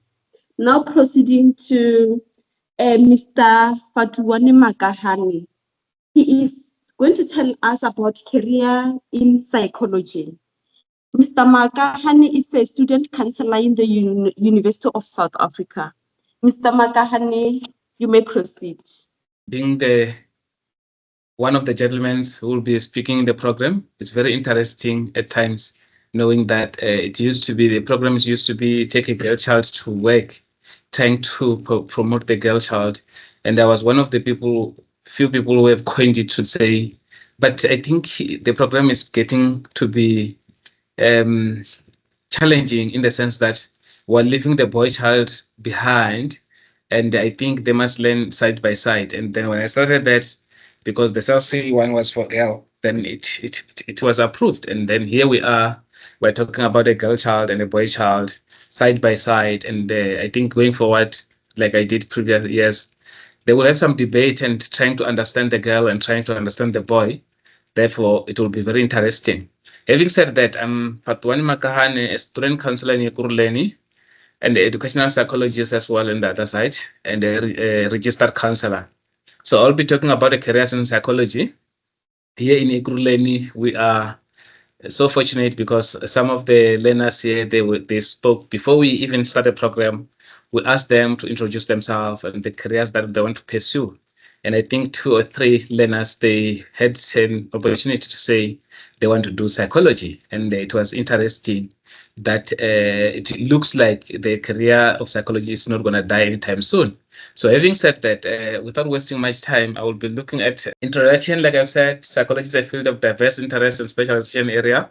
And it's not only about, because most people think psychology is about reading people's mind, which is impossible, that you cannot read people's mind. Until you speak to them, then you hear what they're talking about and you help them to focus on the new direction and so on. So those are the diverse fields we're speaking about. And if you can register for Health Professional Council of South Africa in one of the following registration categories, which means that there is a board which is responsible for making sure that they are within the line, protecting the community and guiding the profession. Because if there is no one who's guiding the profession, we are more likely to go astray, and then we do things which is harmful to the people. So that is the purpose of having the board, which is responsible for that, which is Health Professional Council of South Africa. We as you can see there on the top, we've got they are not in sequence whereby you will think the highest registered counselor. We can say it's sometimes it's upside down. There is I will try to explain which one it looks like it's a higher, but they are in the same fraternity. It's just that registered counselor is we group them according to what you can be when you finish your honors. And then you can either go to the route of registered counselor, you can go to the route of psychometrist. Those are the one who are doing the tests. Registered counselor, they can also do counseling with the limited tests as well. Then we have got clinical psychology, we diagnose mental disorders, understand mental issues. Those are the clinical psychology. And then they can also prescribe some meds which are not hectic as well. We've got forensic psychology, which deals with the understanding and investigation of the issues. And we've got neuropsychology. This one, I think one of these days I will have to do some extra courses to become a neuropsychology. That is the psychologist which deals with the brain and understanding how the brain functions. for those who are interested in psychology. It's not only educational psychology or counseling that you might pursue. There's also neuropsychology. It's a psychologist who deals with the brain, understanding the brain. When people are injured, you just try to understand what is the hypothalamus, the amygdala, the thinking brain, and so on. So that is a neuropsychology. We've got research psychology as well that is focusing on research and understanding the issues around psychology, the issue around writing some journals and articles to understand about things that people go through in their lives, community go through in their lives. We also have industrial psychologists. This is the psychologists which work in the industries to understand the relationship between an individual and the work context, the challenges that people bring in the work. Then that is the role of the industrial psychology. Then we've got educational psychology, which is one of those which deal with the careers issue, academic issues, even personal issues. We deal with them because we know that whatever careers issue that we are faced with, they are not in isolation. They might be embedded on the issue of the personal issues and so on. But we mostly do the tests in order to identify. We work with in South Africa, we call this a child psychology because it deals with the learners in totality from birth until they go to university. That's educational psychology. So when you hear somebody says in South Africa there's no child psychology, they're not telling the truth because our child psychology is educational psychology. Then we've got counseling psychology, which also does the issue of counseling, dealing with the issues that you might be going through, the trauma, whatever, the relationship and so on. That is counseling psychology. Then we've got a psychiatrist, we do not write him there. That's a doctor who specializes in psychology and specializes in medicine. So those ones, they prescribe medication, like when you have got ADHD, they prescribe the medication and so on. Then we talk about that when we talk about the other psychology specialization areas. So now, as you can see there, we also group them according to where you can work, what kind of salary can you get. It's not like psychology doesn't have money, like what people are saying, that teaching in psychology, that they're saying you cannot get money. That's not true, because if you are qualified, you can open your own practice. Apart from working for someone, you've got a side hustle. So side hustle can bring you extra income. So what do the registered psychologists do? The role of registered psychologists provide psychological screening services in a short-term psychological intervention. So the long-term, they refer them. So that is where we talk about the level of competence, in the sense that after they have done the screening and the short-term interventions, they refer the services to the external stakeholders that can provide the services. That is also the same thing that is done by psychometrists, but this one, they also focus too much on the assessments. Like, you remember I asked you guys, and I told you, those who are here in Ekurhuleni, that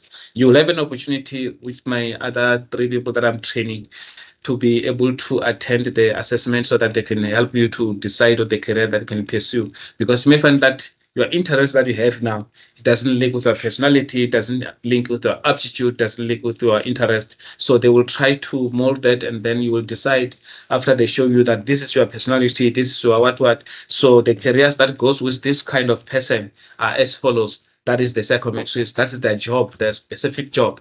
Then we've got clinical psychologists, like I've said, that they do the diagnosis, they do the therapeutic services, the interventions there. There's a medical, paramedical. The educational psychologist also does that. Where they work, the registered counselor, they work in a community-based organization, the NGOs, as you can say. They work in the university. I work in university. I'm also a registered counselor as well on the other side of my life. Then they also become lecturers in the organization, HR practitioners, and recruitment consultant, which means that they can work in the companies as well. So that same goes to the psychometrists. Psychometrists, they can also work closely with the clinical, they can work closely with the registered counselors, they can work closely with the educational by doing assessment for those people, and then the other people then do the report as well. Professional route for the registered counselors, as you can see, you go to the undergraduate. So those are the aspects that I won't dwell deep on them, but if I speak about one, it also goes to the other when it comes to psychometrists as well. Then which means that you have to have a degree. From a degree, you must have an honors. Then you apply to do the internship, the other program for 1 year. That is going to be 6 months full time, whereby you do practicals. And then after you pass that, you have to go again and write a board exam, which you must get a minimum of 70%. Anything below that is not acceptable. What does it mean? That they say if you do get 50%, which means you know 50% of the job, therefore you are more likely to to not even being productive in the work context. At least if you know 70% or above, then the remaining 30%, you can still do it in the on-job training, but you cannot be allowed to go to the field if you get less than 70%. So that is the issue.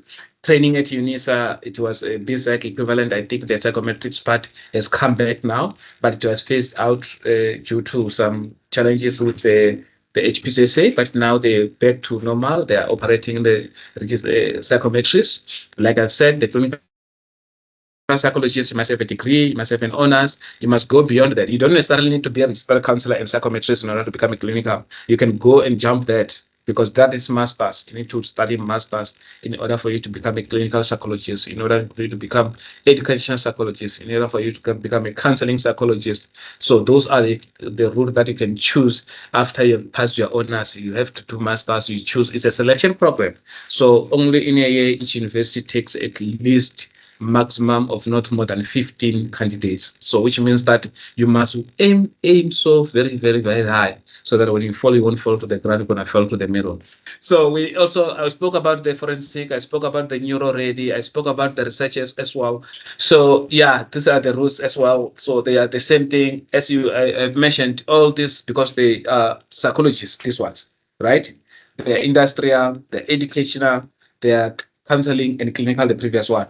You must have a master's, as well as this one. You take 1 year internship, either in a community, either in a hospital, either in a school. Educational goes to school. Counseling goes, they can do it in the community. Clinical, they can do it in a community as well, in hospital. Industrial, they do it in a company, so that they get that experience, because it's important for them to get experience. Does make sense? Right. Like I've said, it doesn't only limit you to 3 or 4 psychological areas. You can look at the cognitive psychology. Those are the psychology which deal with the thinking, reasoning, and problem solving, which we don't have much in South Africa. So if you can follow that route as well, you can start your own journey in a high. So therefore, also you've got social psychologists. Those are the psychologists who deal with how do people behave in a social environment. So therefore, these are the issue of we speak about the impression management. When you meet a new guy, when you wanted to propose, say you need to be impressed. So if they don't have that skill, so therefore that is the issue of social psychology. I'm not talking about social psychology. They study girlfriend and boyfriend. I'm just saying an impression management, wherein they impress at a first go, right? So you understand that is the issue of social psychology. We also have sports psychology. You can work in there. If you like sports and you want to combine sports and psychology, there are issues like sports psychology, whereby you can help them to deal with the trauma of broken legs, and when they come from rehabilitation, you speak to them. So that's the sports psychology. When their morale is very low, when they've got a family member's not well and they're going to play sports, that becomes your job to cheer them up. That's why I asked you to cheer me up, because I was worried because there's no water and I came in here running, right? So we also have the applied and experimental engineering psychology. You see psychology run across all fields. It's not only about education. It can go to every field that you can think of. It can go to sport. It can go to social situation in a community. It can go to cognitive, wherein we think about the thinking brain and so on. It can go to politics. That is psychology, the behavioral science. It can go to economics. It can go to therapy and art therapy. It can go to music, you understand? So social work, play therapy, psychiatrists. Those are also all the field of psychology. Anyone who have done that, even if they study social work, they must also have a background of psychology. So therefore, psychology is a broad field whereby you don't have limit. You can do anything you want. You can work at school there. When the learners have got problems, so gangsterism, that becomes your job. You're going to do social psychology. You're going to do cognitive psychology. You are becoming a psychiatrist. That way we speak about a doctor who qualified as a medical doctor, and then they did psychology as well. That's a psychiatrist. That is the biggest percent when it comes to psychological fields. Okay? They've done medicine, they also did psychology. So that is the person who is the highest in the hierarchy. Having said that, I want to thank you very much, guys, for listening. Right now, we're going to jump to Miss Wipilo Muraka. Miss Wipilo Muraka is going to talk to us about a career in drone pilot. She's a professional in the drone and aviation space with a background of mine surveying, security surveillance, cinematography, and infrastructure inspection using drones. She is a skilled pilot and obtained her cabin crew license in 2014, PPL in 2015, her drone license in 2015 as well, later her BVLOS ratings in 2022. She is currently a freelance drone pilot. She works at the Chief Drone Pilot and OPS Manager for QP Drone Tech and SA Flying Labs. You may proceed. Yes, I'm Boipelo Maraga. I was born and bred in the township of Alexandra, where I do most of my work at currently. I'm 29 years old and I work as the ops manager and chief drone pilot for South Africa Flying Labs and QP Drone Tech. I also double as a freelancer and an instructor as well. Like you said, yes, I did start my cabin crew training. And I've also done my private pilot training as well. So I'm a qualified unmanned pilot, which is a drone pilot, and a manned pilot as well. So I fly airplanes as well. I was part of the first class in South Africa to get my drone license. So this was back in 2015. And I've been operating for about 9 years this year. I've also been working in South Africa and surrounding countries in Botswana and Mozambique for a few mining companies and as well as doing some infrastructure inspection for some companies as well as a freelance drone pilot. I've also worked in the ocean, geology stuff, and as well as security with the oil rigs in Richards Bay. Quite recently, I've just started a career in TV production, doing work for SABC, Netflix, and Showmax, just to name a few. And that's just about it about myself. I just want to just get into how you can become a drone pilot. I'm not going to limit it to just being a drone pilot. I'll get into more as well. So the requirements for you to complete your drone license, you must be 18 years and above. And this is because a drone license is a commercial license. It means you're able to make money from your license, either through entrepreneurship or through employment. And so therefore you're supposed to be 18 and above for you to be able to work as a drone pilot. You need to have completed your matric. So when you do go to school to go train as a drone pilot, you must submit your matric results and your matric certificate. You need a medical certificate called a Class 3 medical certificate. You're only able to get this at a qualified aviation doctor. So in aviation, we have specific doctors that are able to check you and provide these certificates for you. You're unfortunately unable to go do this at your normal GP.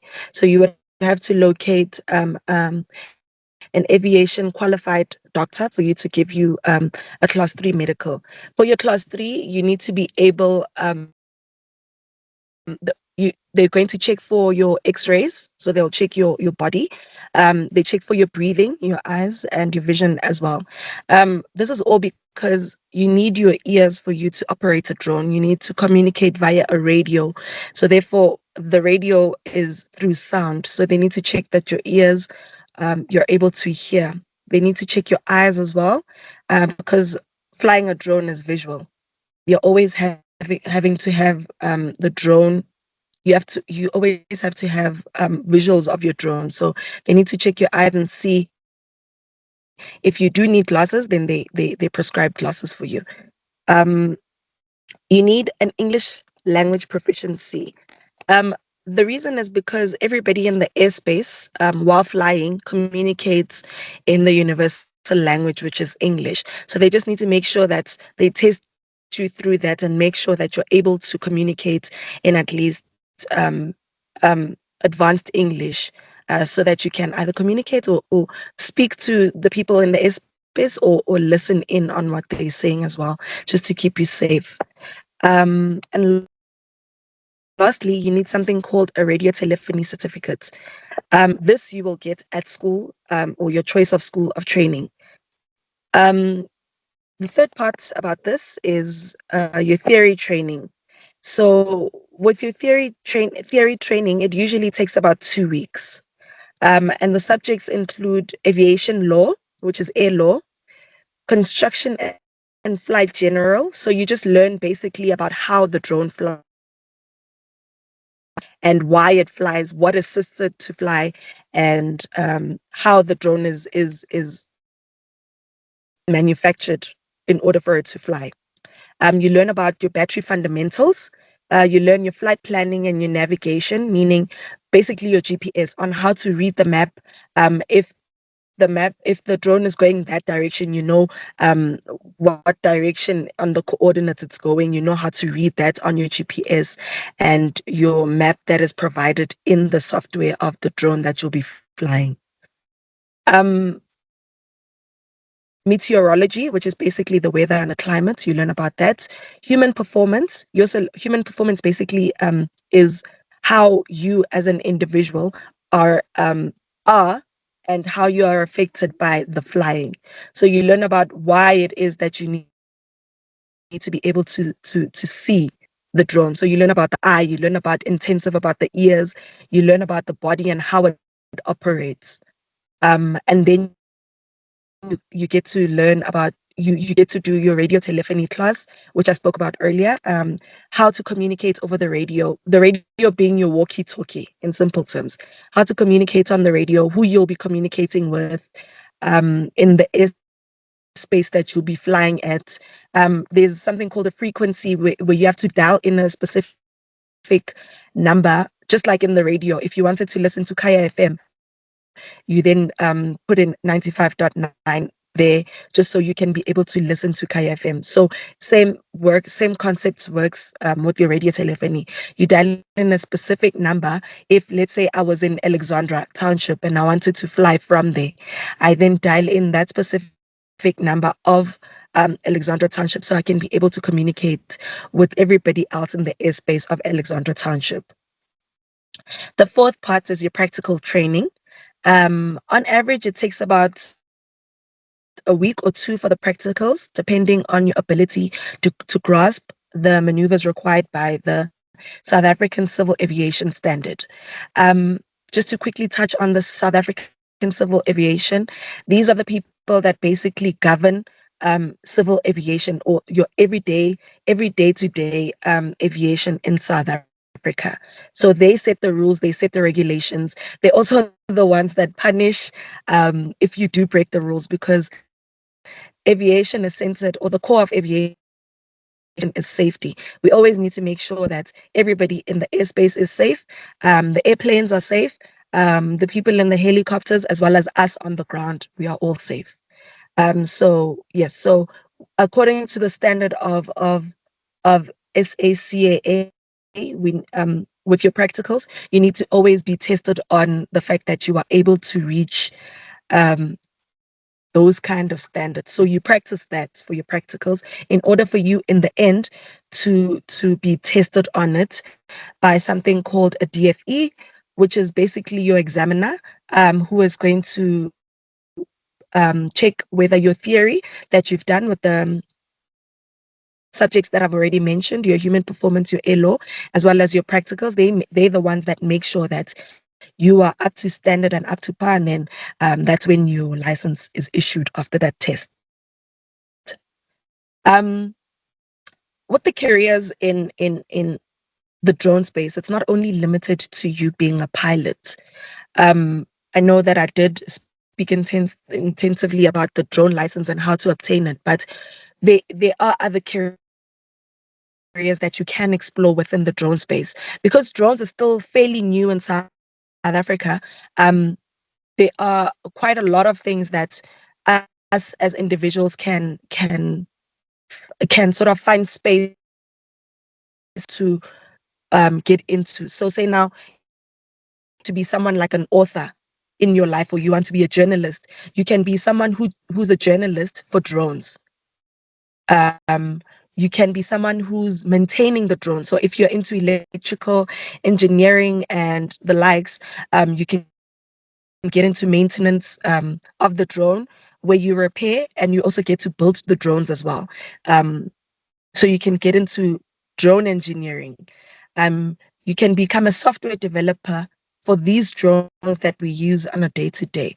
So a drone doesn't not own the drone doesn't fly on a. You as the pilot, on your remote control, you use you have something that goes hand in hand with the drone system, which is the software, the specific software that you would use for that drone. So you can become a software developer for the drones. Like I mentioned, drone engineer. You can be someone that is a drone reseller. You can be a facilitator for workshops. You can be an instructor and much, much more. The world truly is your oyster, and research takes you a very long way. Thank you. Without further ado, let us call Ms. Ruhumuditswe Kwele, who's going to tell us about a career in aviation. Thank you, everyone. Welcome to the Take a Boy and Girl Child to Work Day. I'm so happy to be here and honored to be here. I am going to be talking about aviation, and Ms. Buipulo did an amazing job in, helping me with my presentation. She actually spoke a lot. She actually intertwines, and it is everything works together in aviation. So I'm a commercial pilot, and I'm going to take you through my experience and what are the other jobs that you can do in aviation. My aviation journey is a passion. It started from when I was young.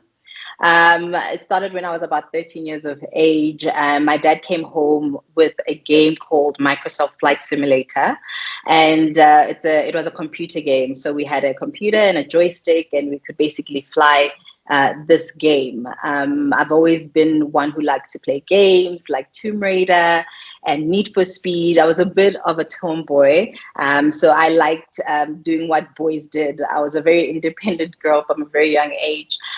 So I then started this game, but I started actually flying the helicopter.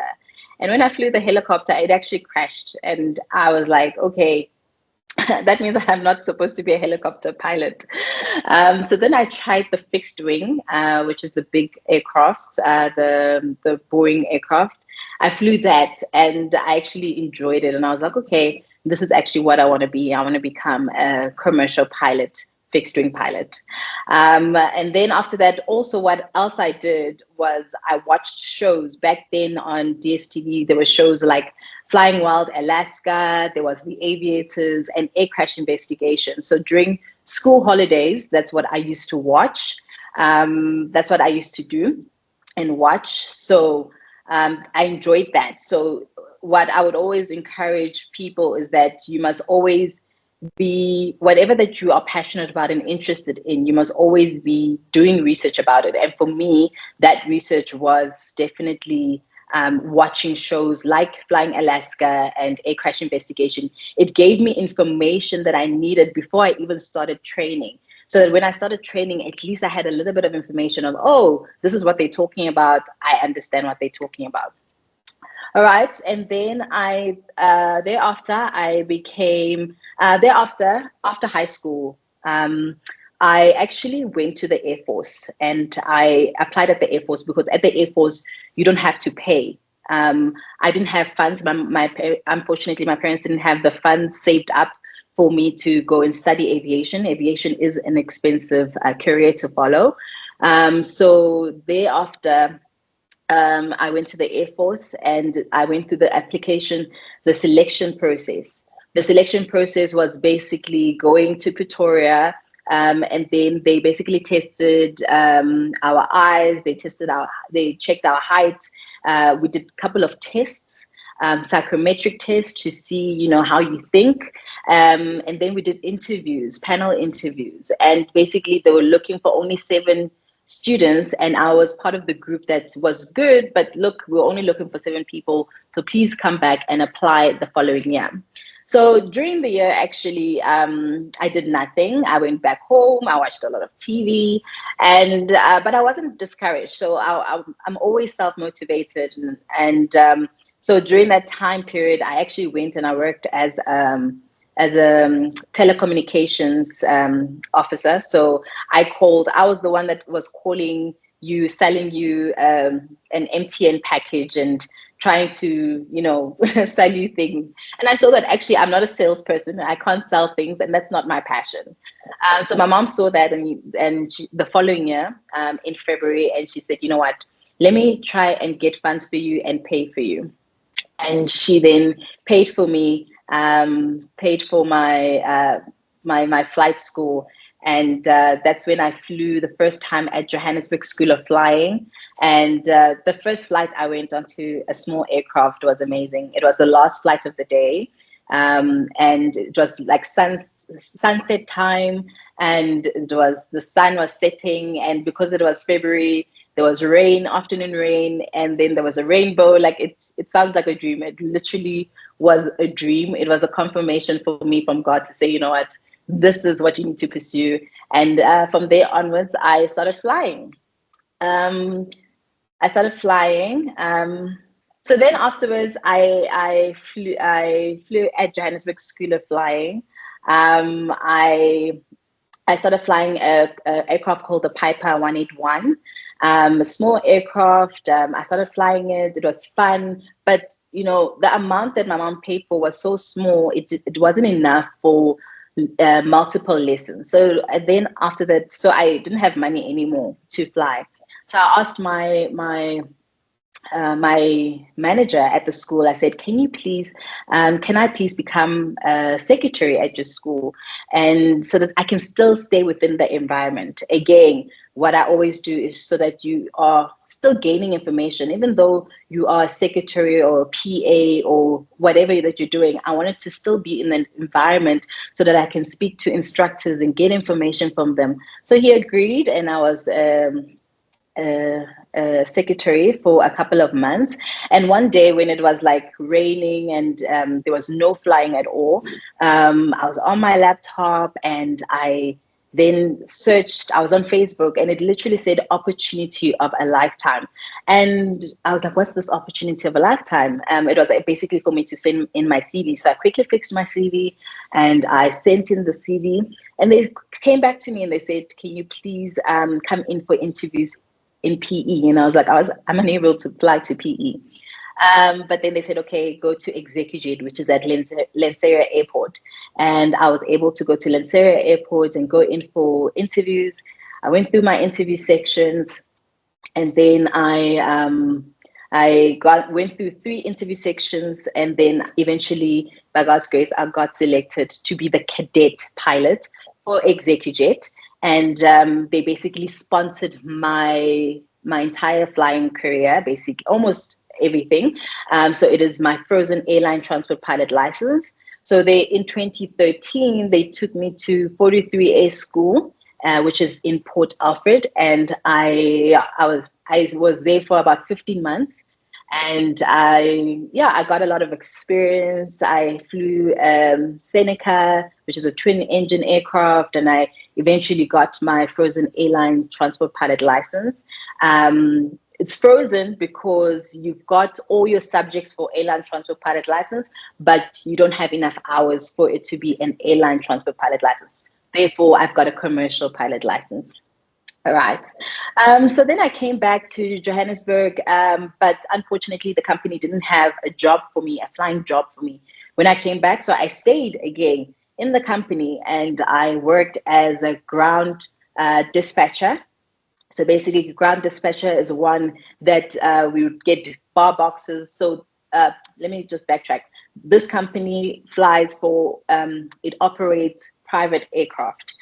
So private aircraft are smaller aircrafts, about 8 people maximum in an aircraft, and flying to smaller airports, even bigger airports, but mostly smaller airports. So they need snacks. It's private. Nobody wants to, they don't want to see other people. They're very private people. So you'd basically sort out their flying, where they're flying to, their weather, to check their weather, how the weather's going to be like on the route, and then packing up their bar boxes and making sure the flight is basically ready and that the pilots are ready to fly this aircraft. So that's basically what I did. I did that for a couple of months, and then I transferred to being a ground hostess. A ground hostess basically is like a cabin crew and air hostess, but not in the aircraft, on the ground. I did that, and basically we went through customs and immigrations. We helped them stamp their passports, and then basically doing lounge duties. So when they're in the lounge, we would basically serve tea and coffee and help them with whatever else needs that they might need.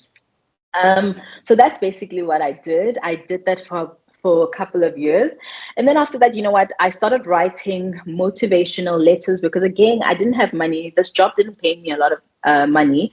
So I still didn't have enough money to progress because, again, in aviation, it's all about the hours. It's about how many hours do you have. For me to unlock my frozen airline transport pilot license, I need about 1,500 hours. I could become a flight instructor, but I felt like that wasn't my route or my story to be a flight instructor. I feel like when you become a flight instructor, you must be able to teach someone, which I am able to, but also be able to have patience, to be able to teach someone and love your job. But I just felt like that's not my journey. So another way that I could have gain my hours is basically flying smaller aircraft for a charter company, or basically going abroad and flying those aircraft. So basically that's what I was doing. I wanted to gain more hours, but I needed a rating. So in aviation, there's different ratings that you need. So for example, if you drive a BMW, you can only drive a BMW. If you drive a Mercedes, you can only drive a Mercedes. So I needed to progress and fly a different aircraft. So I was flying smaller aircrafts, which was the Pipers. And then I had to progress, and I wanted to fly a King Air aircraft. So I then again sat down on my laptop, I wrote motivational letters, and I sent it out to a lot of companies. And eventually, by God's grace, the company came back and they did sponsor me to pay for that license, for that rating. And I got a rating in a Caravan, which is a turbine engine aircraft. And then I also got a rating in a King Air aircraft. So the great part about that is that now I can find jobs that are using those type of aircrafts. So eventually, again, by God's grace, in 2017, at the end, I went in for interviews at Fireblade Aviation, and that's when I got the job again. And I was flying the Pilatus PC-12, and eventually, again, the King Air, which is the rating that I got. So yes, so that is aviation. So in aviation, again, you need a medical certificate. So you need to be healthy. They will check your eyes, your ears. They need to check your heart, your lungs. There's a lung test that you do. So you need to be relatively fit and keep yourself healthy, so that you can get your medical certificate, because you cannot actually fly without your medical certificate. You need that medical certificate to fly. When you go out and fly, make sure in your bag your medical certificate is there. And it lasts for 12 months. So every 12 months, you go and renew your medical certificate. They check you again, and then you can fly again. So you cannot fly without your medical certificate. The path in aviation is a private pilot license. So a private pilot license is a pilot that cannot be paid. You just have the license to be able to fly an aircraft. So you can become a private pilot license where you don't want to work as a pilot, but you just want to have fun with the aircrafts, go and hire aircraft and fly. You can do that. Or you become a commercial pilot. This is now when you can get paid for the job that you do. And then you can progress to an airline transport pilot license. This is now when you fly for the airlines. However, you can fly with your commercial pilot license with on the airlines. It just depends which company takes you. You can also become a helicopter pilot or Air Force pilot. Okay, so you first get your student pilot license. So your student pilot license, you get it when you can get it when you at the youngest age of 15 years of age. And you need a class 2 medical. I'm not going to go deep into the classes, but your medical certificate, and you need to obviously attend a flight school, and you don't need previous experience to get your student pilot license. And it's just the license that will get you started to fly. Okay, I spoke about your private pilot license, your PPL. Your PPL, you can get it as young as 17 years old, and again, you just need your medical certificate, and then yes, and then there's other ratings in between that. When you have your license, it means that you can fly during the day, but then you need a rating, so approval to basically fly in the night. So then you get your night rating.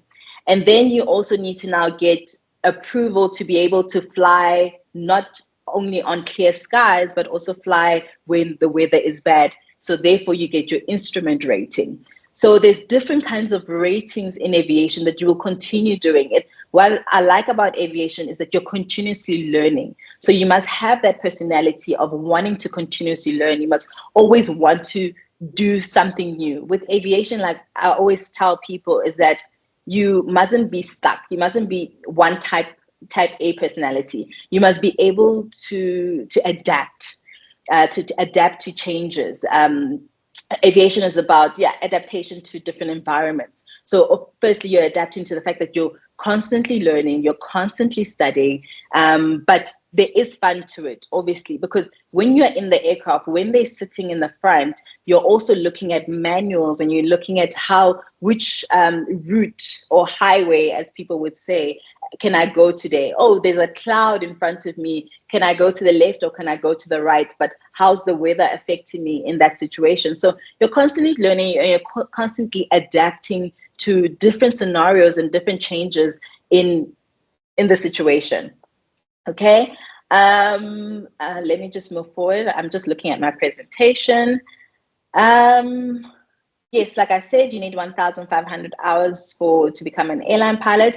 Another pilot, like I said, you can be a helicopter pilot if you want to, military pilot. With regards to flight schools, I always tell people, because they don't know where to start, I always say, look at your nearest airport. What's the closest airport to you?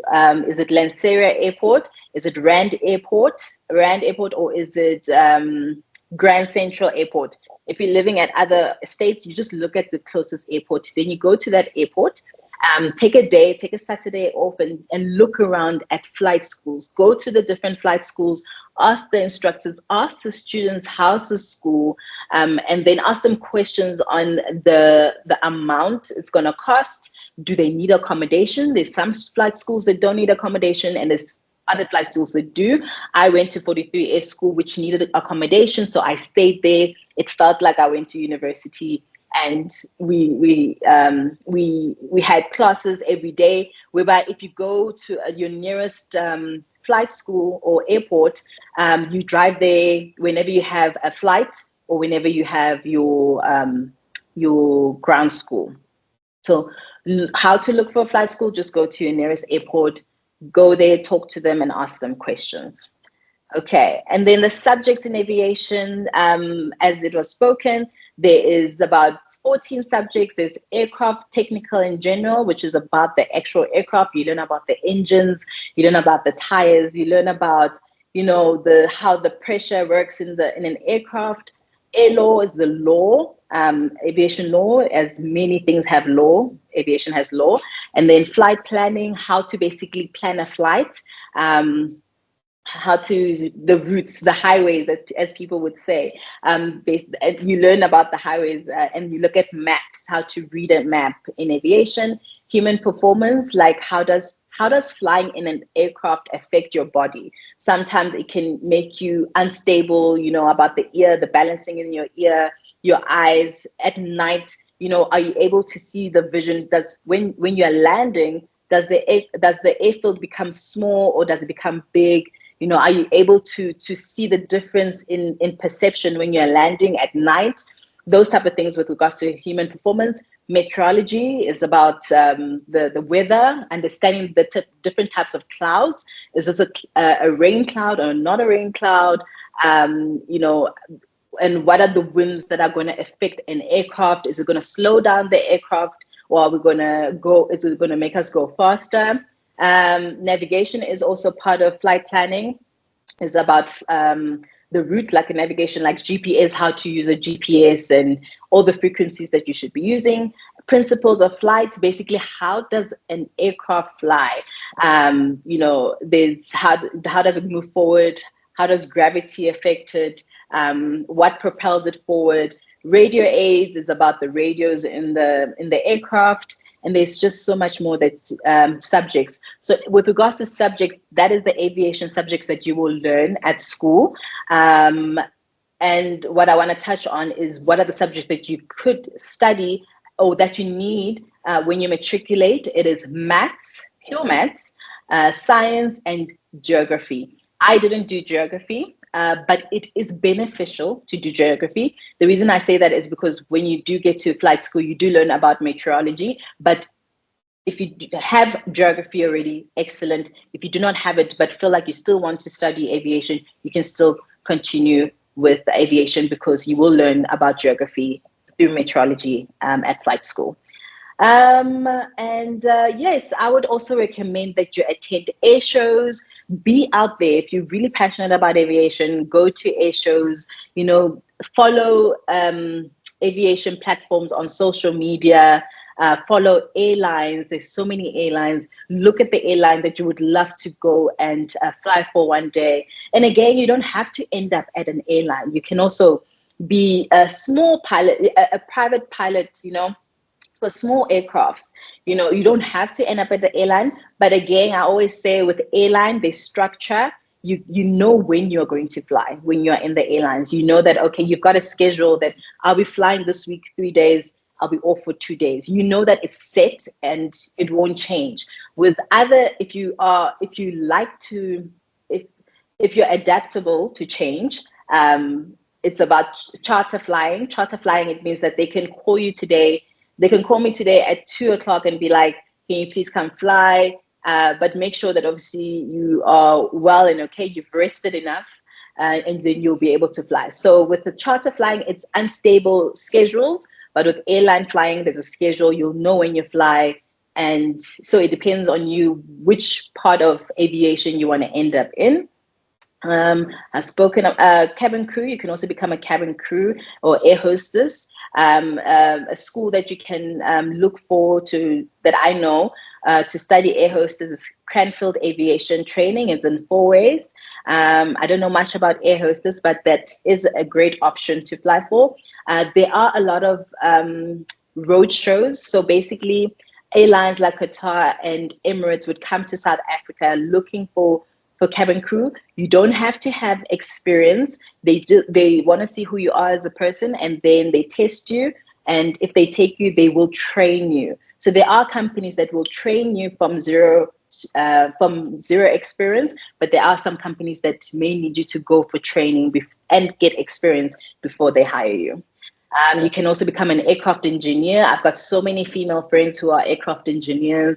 If you love engines and you love fixing things and you love, dealing with fixing things, this career is amazing. For me, what I've always said as well, if you're going to learn to become a pilot, what I used to do is actually go to the engine and actually see how the engine works. So it's not only about looking at books and looking at theory, but actually practically go to an engine and actually look at the engine so that you can have a better understanding. But I guess also with my personality, I learn by seeing and by doing something. I'll remember it. The next job I would recommend in aviation is air traffic controller. So they are the guys that we talk to when we are flying. They basically look at aircrafts, they help us to land, they tell us when to land at some airports. It's also a great job. You are at a tower, you are viewing the aircrafts. If you've seen them at the airports, these are these long towers, and basically they are the ones watching the aircrafts. I think it's one of the great jobs as well to look at.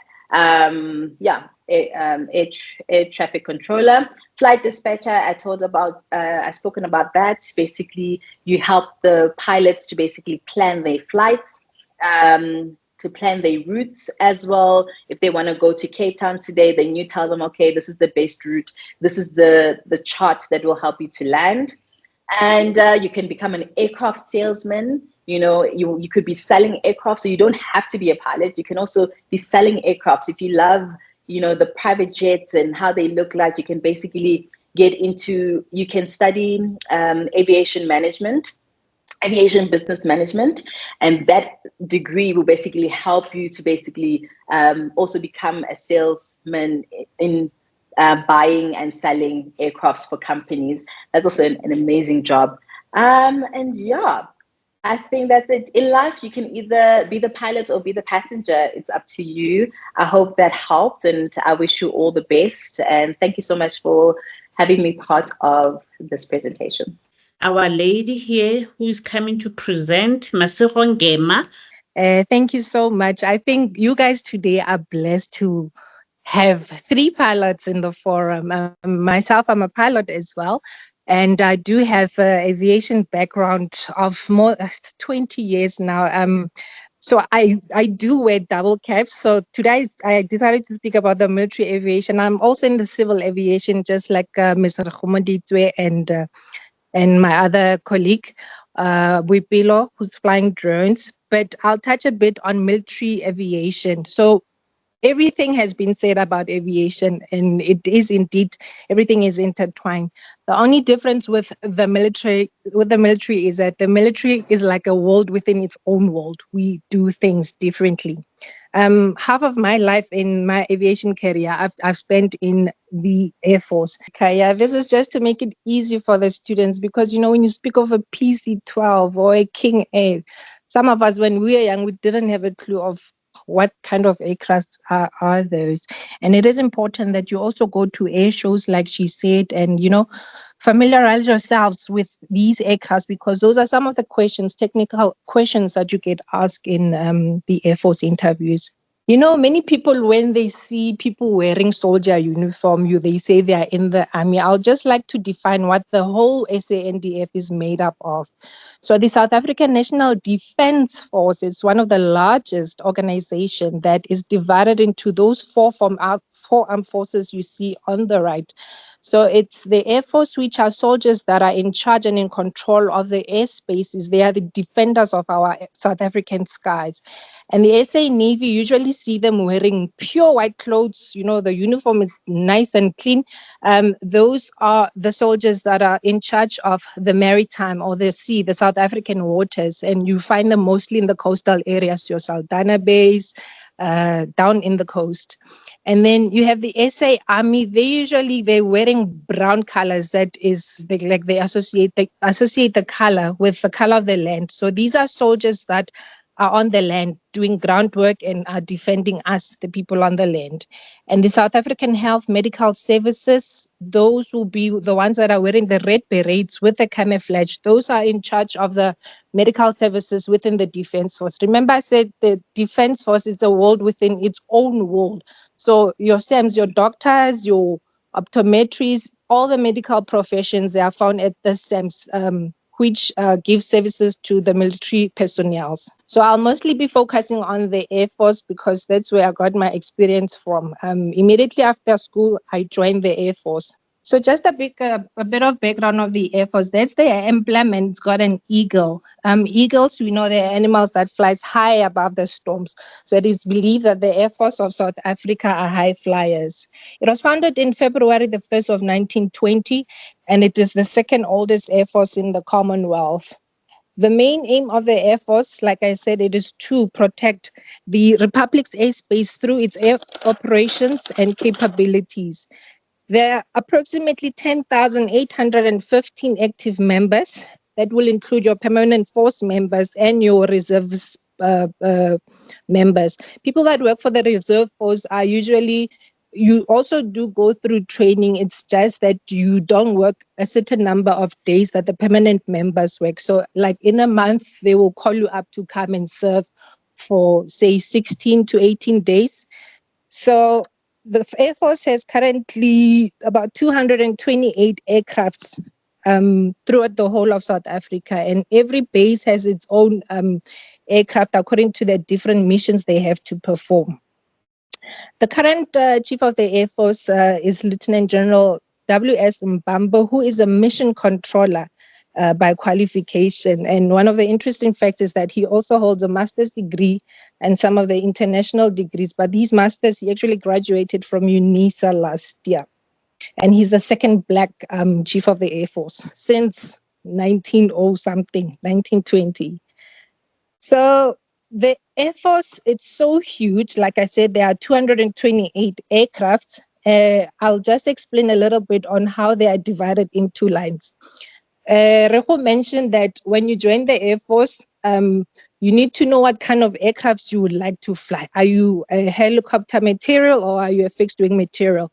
So the three types of transport lines in the Air Force is the helicopter line, which is mostly based in, I think it's 17th Squadron in Swarkop. That's where all the helicopter of the Air Force are based. Also in Bloemspruit and Hoedspruit as well. They have helicopters that are home based there. The fighter line, it's found at 2 Squadron in Air Force Base Makado. That is where all your fighter pilots or fighter pilot trainers are given training. They do fly, it's the Hawk, they train them in. And also they fly the Gripen. It's the home base of the Gripen. Now, every aircraft has a mission to complete. And it will be, you find aircrafts that only does VIP chartering. You find those that are doing tactical. You find those that are doing utility. She mentioned as well, like a Cessna Caravan. Within the Air Force, the Caravan can serve as transporting your passengers. It can also be converted into an air ambulance.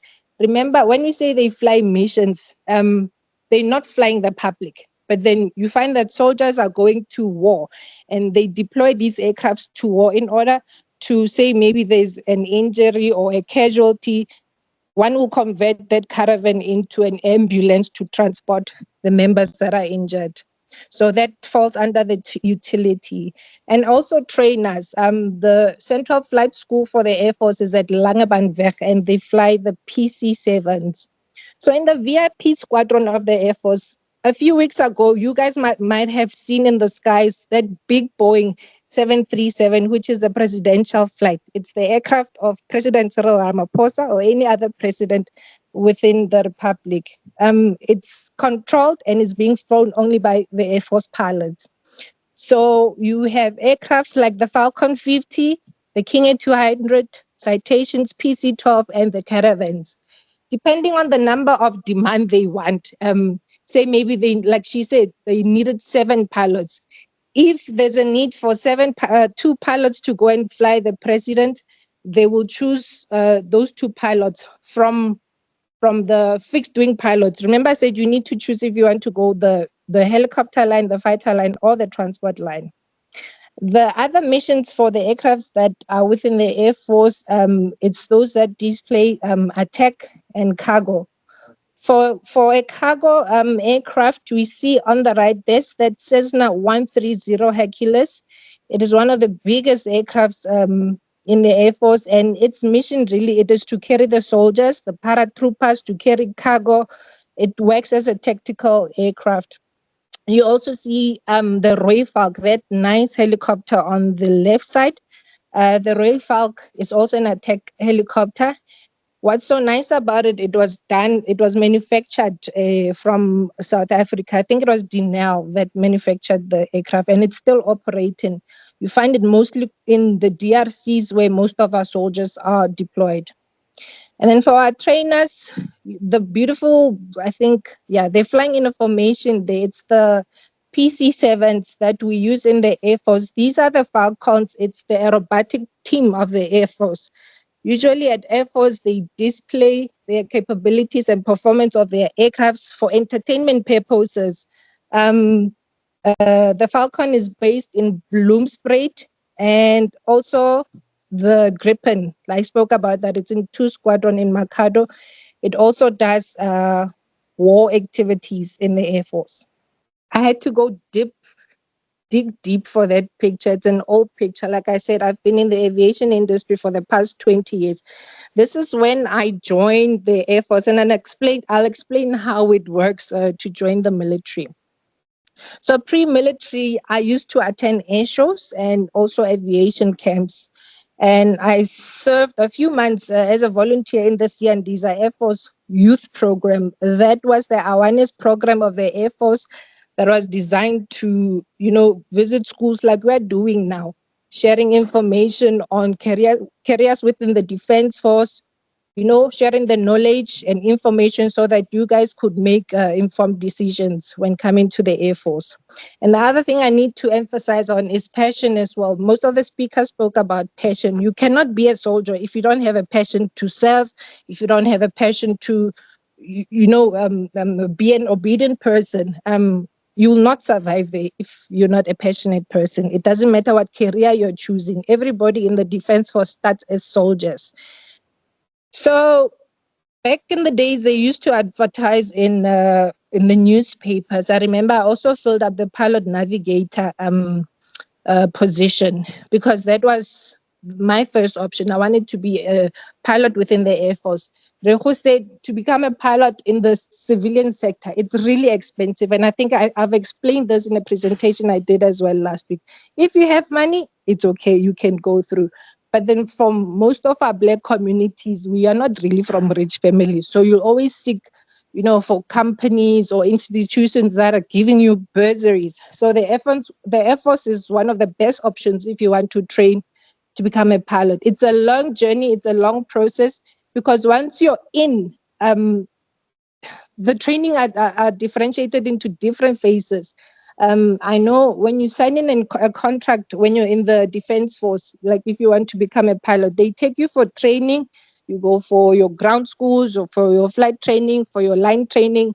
Soon as you're within the Defense Force, you need to sign and commit to serve. Like I said, you need to serve your country for like 13 years. Sign a 13-year contract of flying for the Defense Force. After then, you can decide if you go airline-wise or, to the outside world.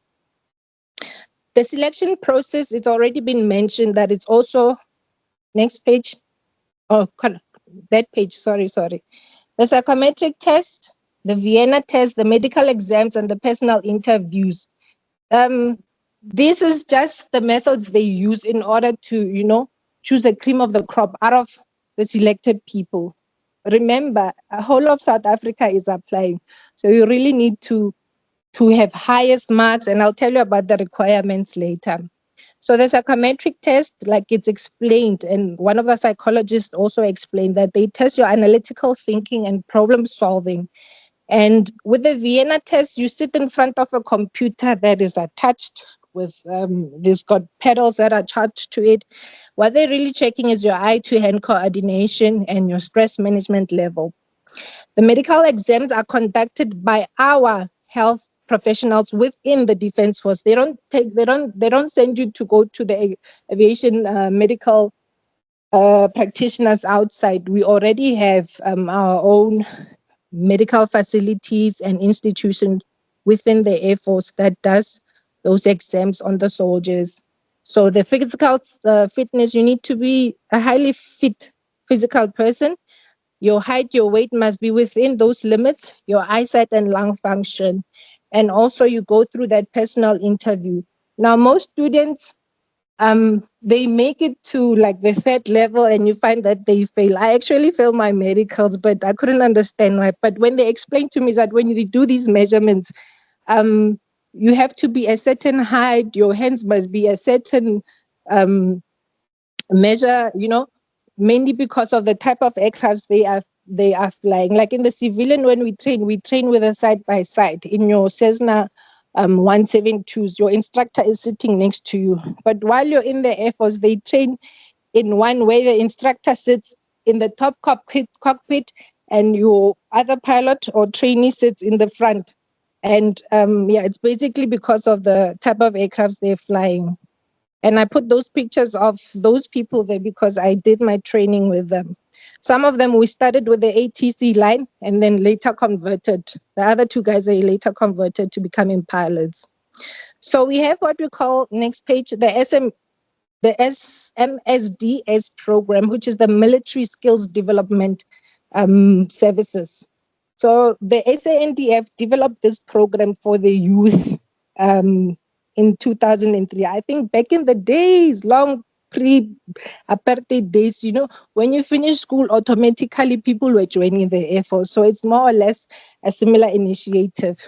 But then you only serve the Defense Force for 2 years when you are in this program, which gives an opportunity to have a military experience, to serve and defend the country, putting others first before you, or putting your country before you.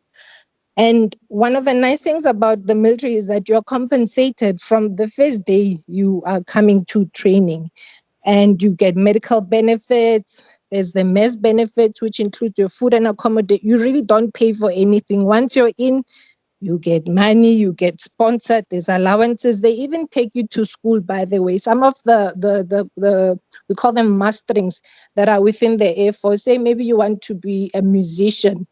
The Air Force will employ you, and then they'll take you to a university, say of Pretoria, where you're going to study your music degree. They pay for you. So everything is done for you, but then you have to come back and work for the Defense Force.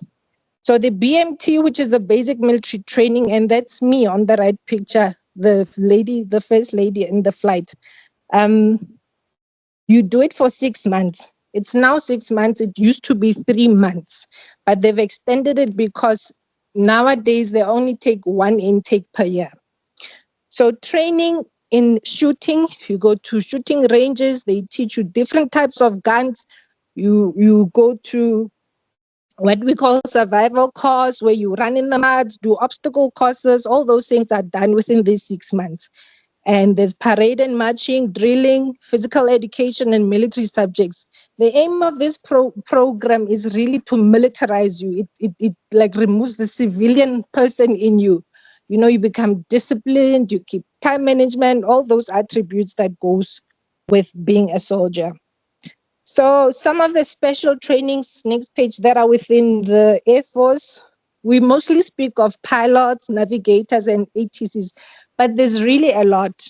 There's really a lot. If you are somebody who loves to cook, you can become a military chef, an Air Force chef, or an air chef. Also, in that presidential flight, you can become a chef in there.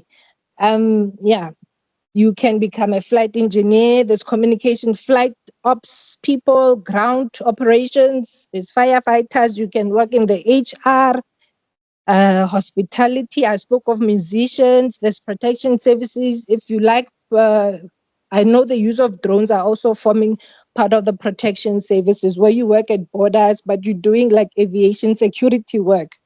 You can get into intelligence, you can become an aviation lawyer, or even a police. So there's many various careers within the Air Force itself. So on pilots and navigators, like I said, you train for 18 months in Langebanweg, for ATCs as well, and mission controllers, which is where I was for 18 months. For you to qualify and become an air traffic controller. I think the functions of an ATC, Reho already mentioned, and soon as you finish with your training, we are all deployed in different air bases. That is why when you join, they ask you, are you area bound? Area bound means they can send you anywhere at any time. That is why the age they're taking is from people that are 18 to 26, the young people that are still, you know, if you're married, it kind of like it becomes difficult for you, because you never know where they'll deploy you. Anytime you move, next month you are there, you are deployed to DRC. So you really need to be not an area bound person. And, you know, you continue to study. We said aviation is an environment where you continue to study. Now, to grow in ranks, you simply go for more courses that are within the force. There's advanced senior staff courses that you also go through. And with the military, it's also physically intense. You know, it's not just theory or academics that you're doing. There's physical things that you're also doing. So the requirements, next page, the requirements on becoming, I'll stick to pilot and navigator. First, you do have to have your RSA citizenship. The age is 18, 22 years. I explain why that age gap.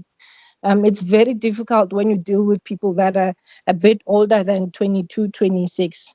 If you're coming with your matric for becoming a pilot, an ATC, and an NJU, you need to come with pure mathematics and physical science. Also English at level 4.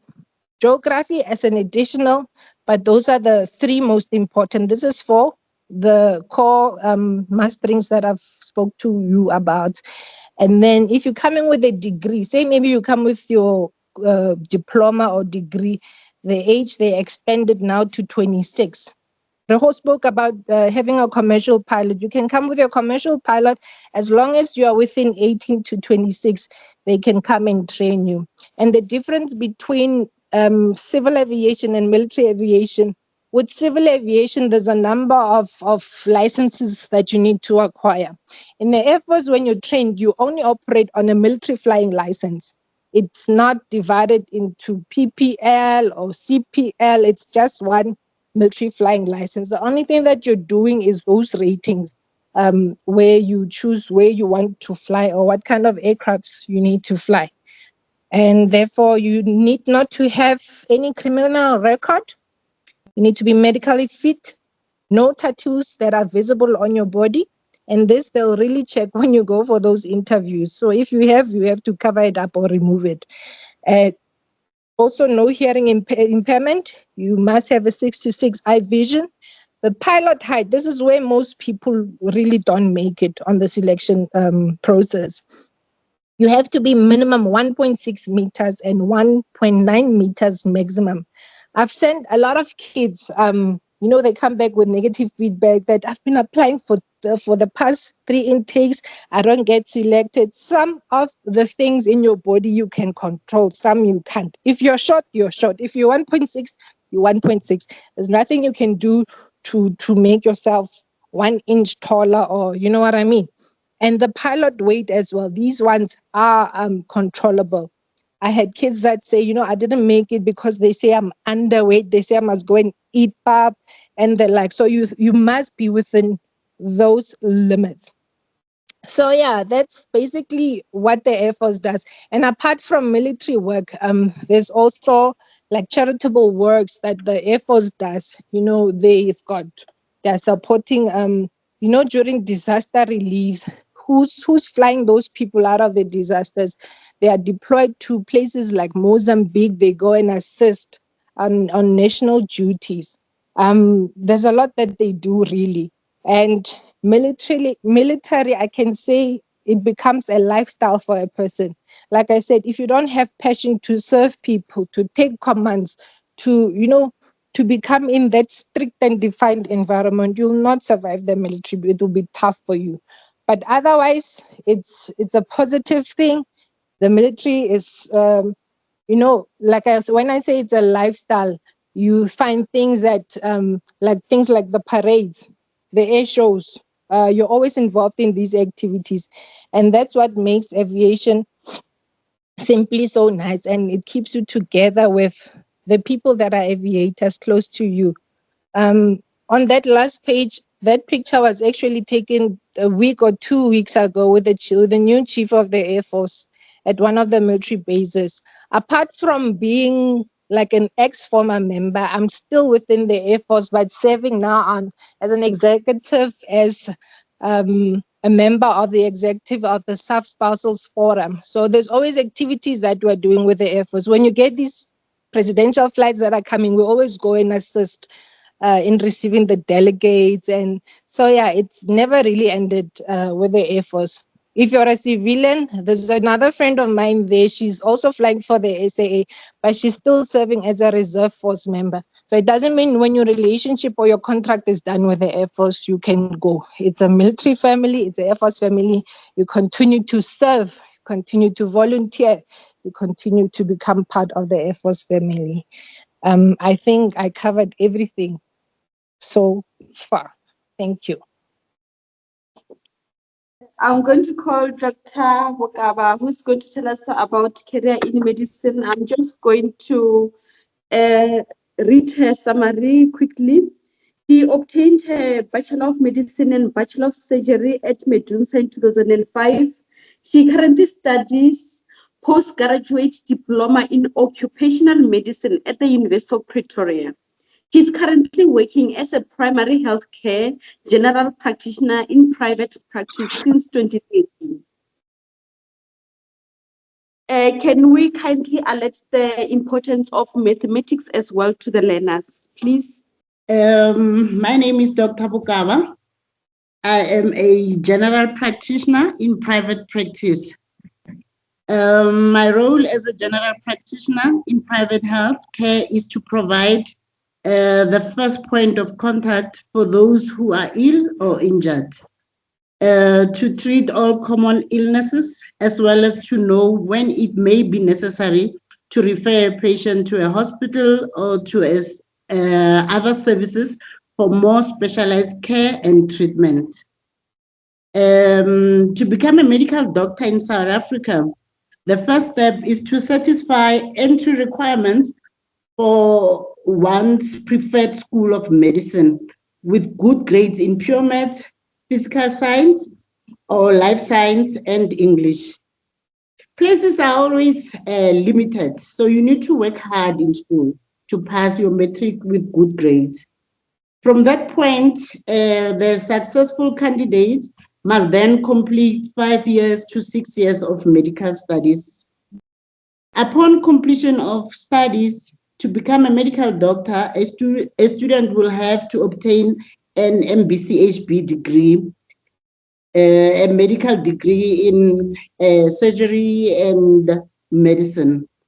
It will be followed by a 2-year internship working in a hospital under supervision.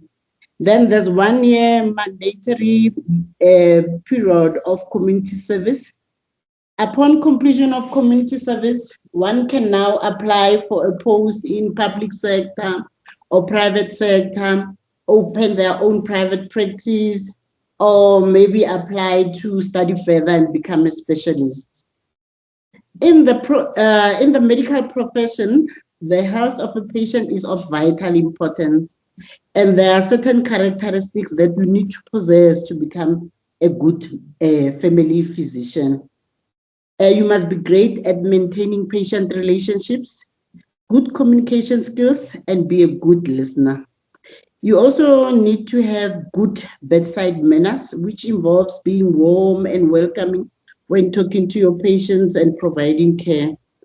Then you must create an empathetic environment. You need to always be studying ongoing growth of knowledge and competency. And lastly, need to maintain your doctor's room to be organized and clean. Thank you. As a military pilot, why must you not have any physical tattoos? It is asking, I think the second last from the doctor has mentioned that there is an issue of you must not have a visible tattoo on your body. So she want to understand why it's not allowed for one to have a visible tattoo. And the second question is coming from another Muniz again about the height. Why is it so important for somebody to have a certain height in order to be a pilot? I think it's directed to the second last speaker. Thank you very much. There's a very beautiful girl there with school uniform. Over to you, baby. Where can you possibly get aviation internships? Or can I ask if you wanna consider for being an influencer?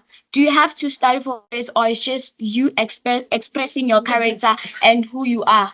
Why does the South African system does not favor non-citizens when applying for medicine? If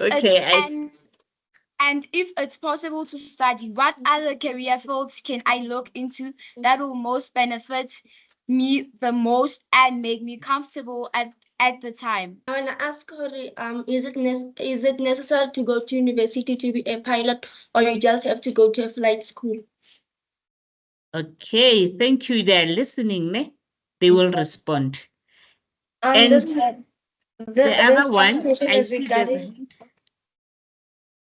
this question is regarding to psychology. So what is the difference between a person that is studying psychiatry and a person that is studying clinical psychology? And The other question is directed to Dr. Itumeleng. I didn't hear you when you were elaborating on what specifically you do. So can you please explain what is drug design, or what exactly do you do when there is this thing of drug designing? This one is directed to Mrs. M. Mabua. When you were putting the slide, yeah, the bursaries, can you please put the slide for us again so we can see the bursaries that are available for us to apply for? And the bursaries that you listed, do they only allow us do they fund us only when we go to UNISA, or does it also apply in other universities? Thank you. Okay, thank you. I wanted to ask about the documents for applying to military, because not a lot of students are exposed to that. So I just wanted to have an information based on military forms, and how can the students get them, because not all of the South African schools or students are well informed about that. May I please be informed a little? Good day, ma'am. Just wanted to ask, for those of us who are not South African citizens, are there any institutions in South Africa that can allow us to do the medicine? Okay, thank you. And Madam Dr. Bokaba will respond to that. Thank you. Mute your mics. Where can one discover more psychiatry, and which internships can go in order to learn more? Thank you so much. I will answer the question with regards to internships. In aviation, there's not really internships that you can do. It's more like you have to be in the environment to be able to get a job. So you'd have to go to certain companies and basically apply for those jobs. I also just wanted to touch on something that I had missed, which is the bursaries.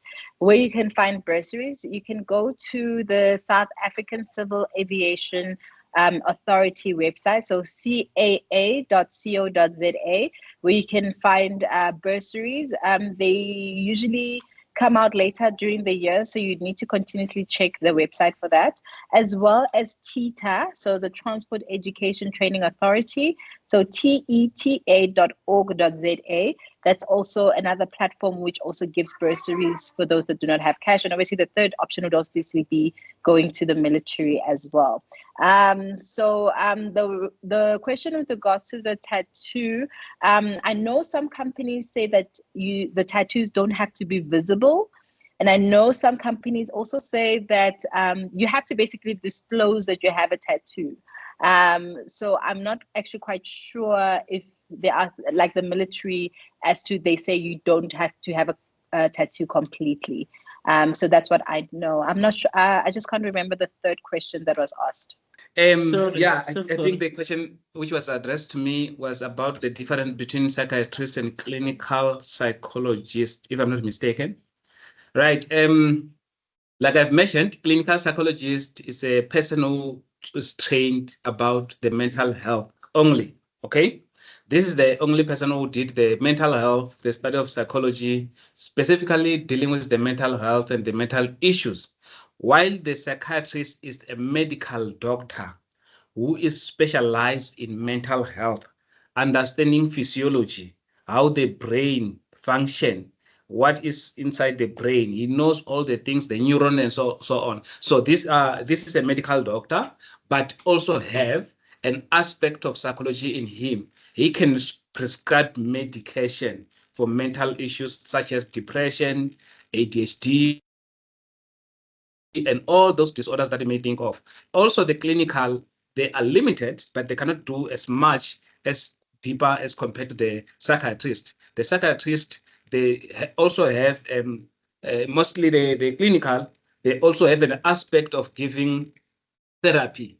But the psychiatrists do not have that leverage because their job is intense. Their job is to diagnose and prescribe medication. That is why when you are sent to the psychiatrist, you must know that most of the time you are going to be diagnosed with a chronic disorders that need a lifetime medication. Yes, with therapy and medication, you are going to get better. There's no doubt about that. I think I'm able to answer that question. And to study that, you need to go to universities like Wits University, the University of Johannesburg, University of Pretoria, University of Cape Town. UNISA does not have the psychiatrist because that is a qualification which is a medical doctor. But as for clinical, you can get in many universities, including UNISA. So maybe perhaps to touch on what the doctor will also maybe look at deeper, the issue of foreign person being able to study medicine, or maybe I don't know whether they were talking about medicine or doctor. I don't think there's any institution, according to the constitution of that country, which restrict a person to go and study medicine. I think perhaps you are talking about funding. Yes, as for the rule of the country, the funding should be for the citizen of the specific country. But to study, there's a lot of students at Wits who are studying medicine. It doesn't matter where they're coming from. They can be coming from China. So long as you have got money to study, even if you're a foreign international, you can still study. But the issue, the limitation comes to the funding. If you've got your own money, I put my head against the block. I know a lot of people from foreign countries who are studying medicine, but with their own money. But that is what I know at the moment. But because Dr. is here, is going to also confirm on their side. Thank you very much. Thank you, Mr. Makahane. When I had that question, the issue was how do you, if you want to be a teacher, how do you go about getting bursaries? We have Funza Lushaka, which you have to go to Department of Education and they explain it so nicely if you want to be a teacher.